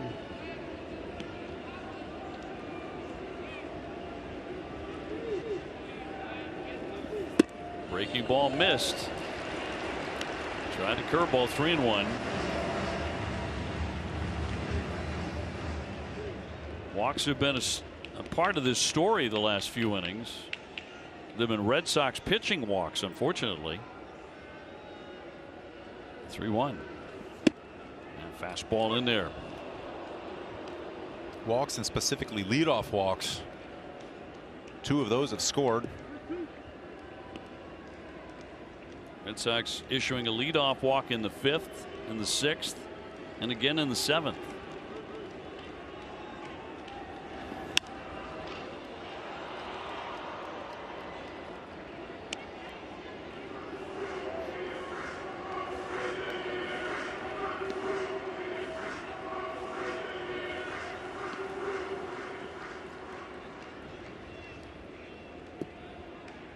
Two down, bottom of the 8th, 8-6 Boston.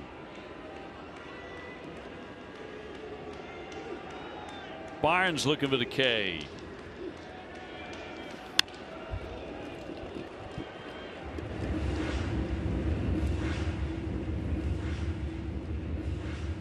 Well, Bichette found a bat as he heads to the bench. Undoubtedly, he was down doing some hitting in a cage. 3-2, 2 outs again. Valera's getting his sprint work in for the 3rd time in a row. Taking off at the pitch. He goes. Fouled away again. 96.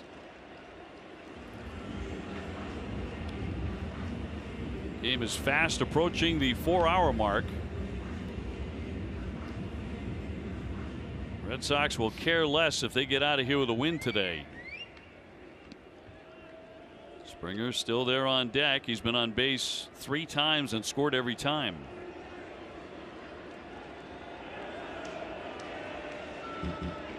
Trying to get McGuire finally. And a 3-2 again. And he missed with it. Ball 4. Another Red Sox walk. Runners on at 1st and 2nd for Springer.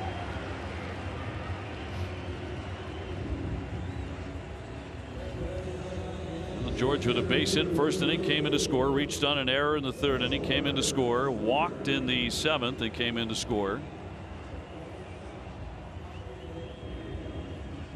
2 college teammates right here. Yesterday, Victory went to Barnes with the strikeout versus Springer.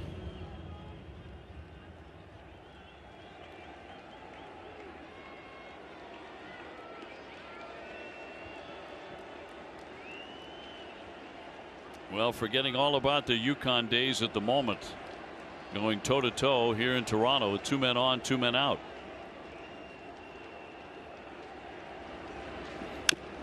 Started him off with a yacker, fouled away, strike 1.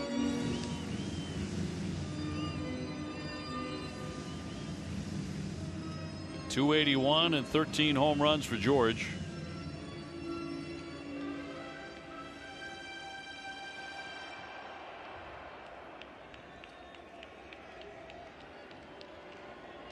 Valera at second, McGuire at first.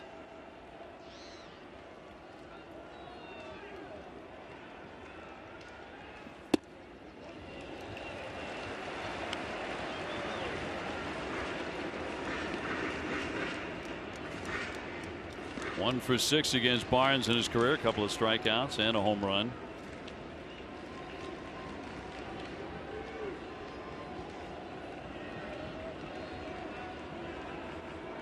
And the Red Sox all-star closer home with a 1-1. Bounced it. Plawecki knocking that down. Outstanding job by Plawecki right there. Not just blocking it up, but keeping it close. Keeping the runners right where they are with 2 outs in the 8th inning. Plawecki's had a great day. He really has. He's been beat up a little bit too. Yeah, took that wild pitch off a wrist, but hung in there.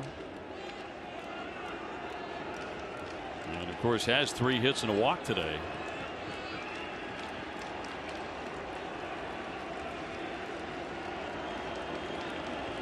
Two-1 on the way. Passed him at 97. 2-2.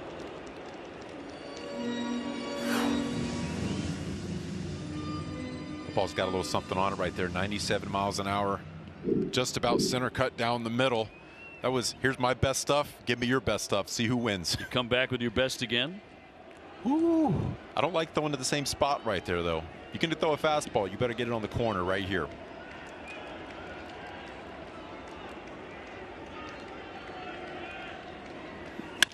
He did. 95 and a high. fly ball deep left field and gone.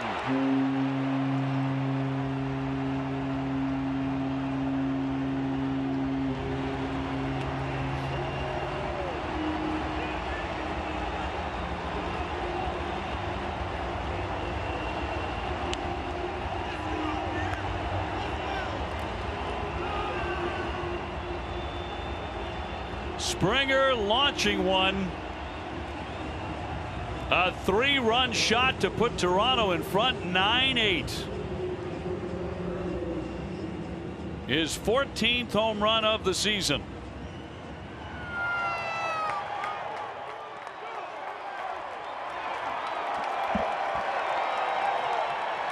And for the second time in as many days, Matt Barnes gives up a devastating home run.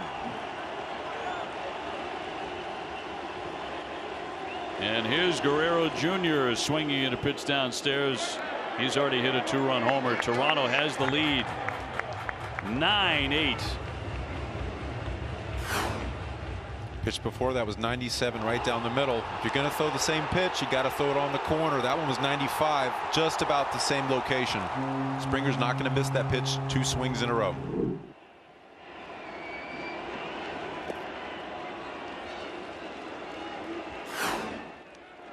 So the Red Sox take a gut punch thanks to George Springer.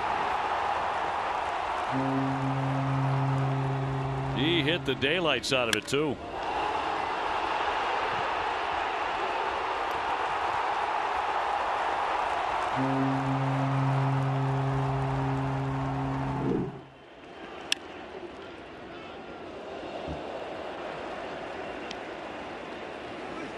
Springer with number 14. Second time he's done that against his old college mate. Yesterday Barnes struck him out. I believe it was a curveball down in the zone, got him to chase.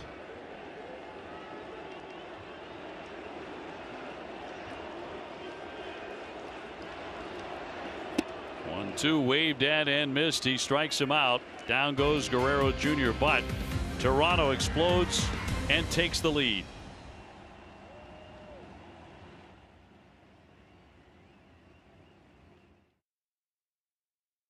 It was a fastball 97 miles an hour right by him, goes to the same location, 95, a little slower.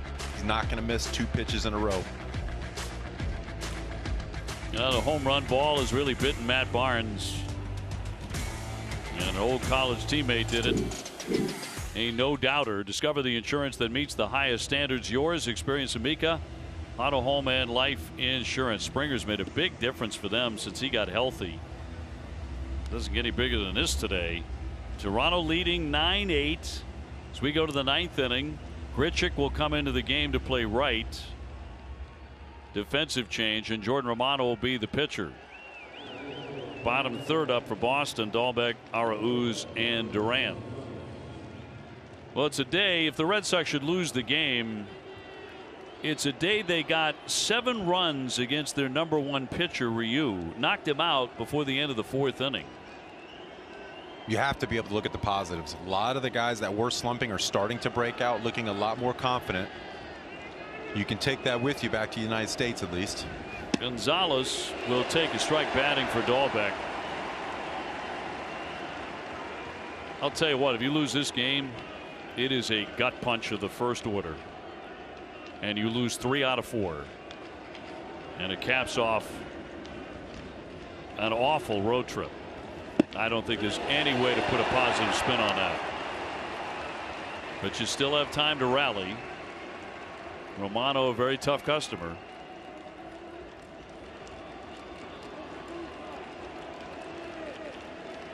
Marwin trying to get on.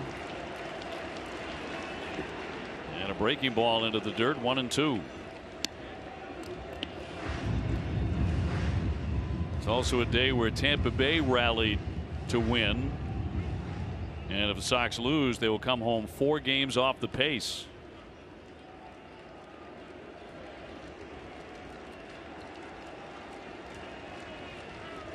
And the 1-2 is in there for strike 3. 1 out in the 9th.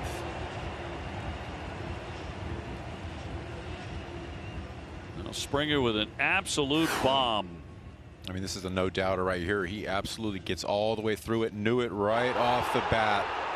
So did everybody in the dugout. So this is a talented club. Talented lineup, you know, starts right there at the one spot in the roll. Springer.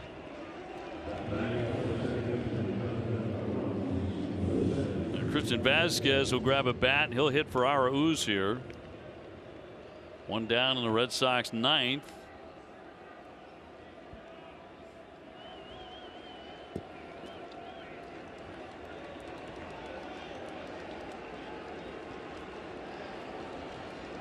Vasquez 258 with 4 home runs.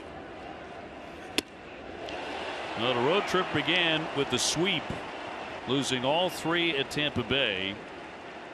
Then the Red Sox lost the first game at Detroit, bounced back to win one, then lost the next one to lose in that series 2-1. They dropped the opener here, dropped game 1 of the doubleheader before rallying to win in game 2, but had a 7-2 lead in this game. We talked about it earlier in the game. You can't let off the gas. If you've got this team on the ropes, 8 isn't enough. You know, they're not stopping what they're doing. 1-1 on Vasquez. 99. 1-2. Romano, he brings fire. I mean, 99, 100 miles an hour. Really good breaking ball off of that. He's a tough customer for sure. Toronto, conversely, winning on a walk-off home run in game 1 of the Twin Bill yesterday, and a 3-run homer in the bottom of the 8th today by Springer. 101, and he got a piece of it.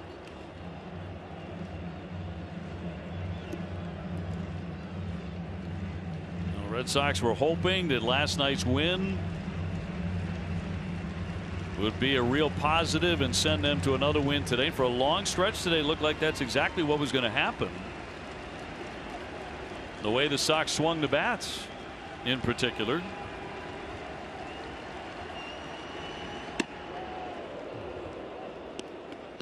It really hurt the Red Sox from the 5th inning through the 8th inning was ball 4.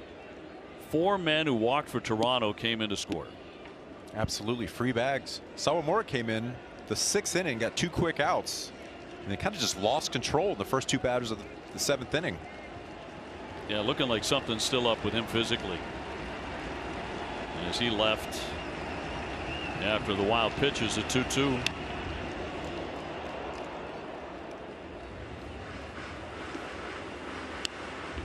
Red Sox loss would put them at 10-13 since the All-Star break.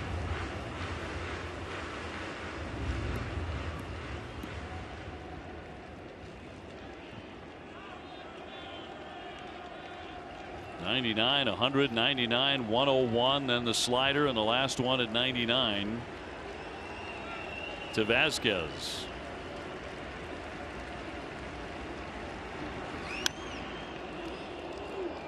Real nice at bat by Vasquez, staying with it, fouling off pitches. You're talking 99 to 100 miles an hour. He's just getting a piece of.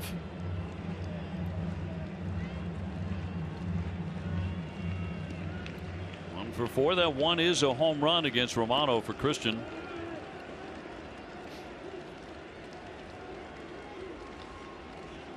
Ninth inning, 9-8 Toronto.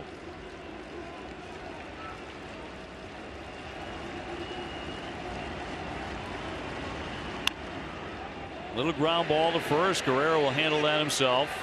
2 down.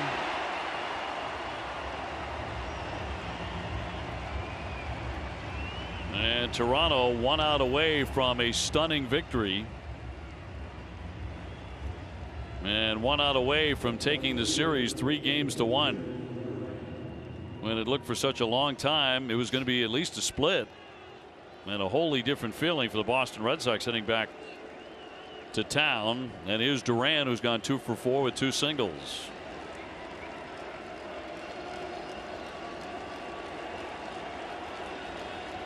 Trying to keep hope alive here with Kike to follow if he can get on.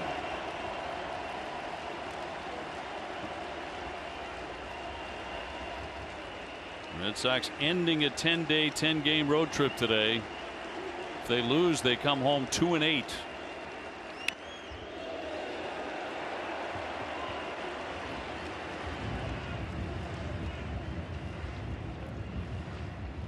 Tell you what, if you can just square a ball up, you're not even swinging hard. You get 100 miles an hour. You just meet the ball at the barrel. Let him do all the work.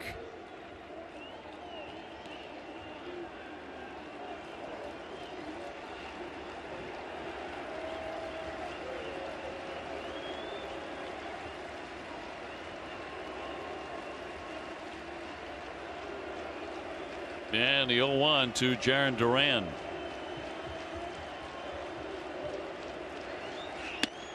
Rising up at 100.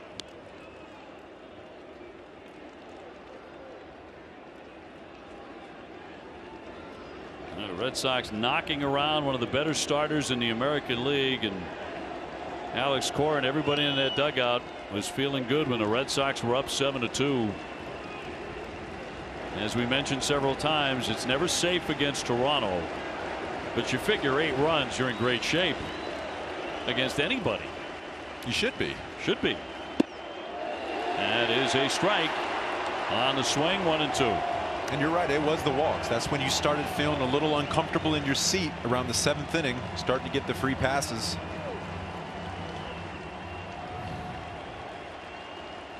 Red Sox did a lot of good hitting today, but it will not matter if they can't pull this one out and down to their last strike.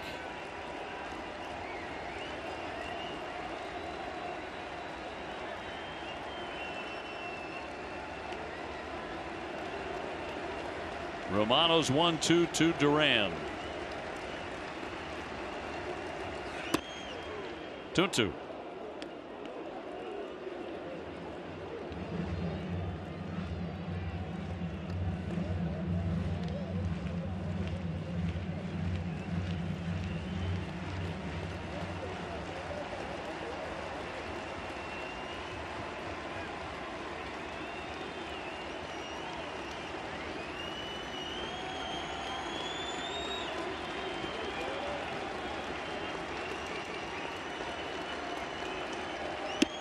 Swing and a miss. He struck him out, and Toronto comes back to shock the Red Sox 9-8. A shot to the solar plexus for Alex Cora and the Boston Red Sox.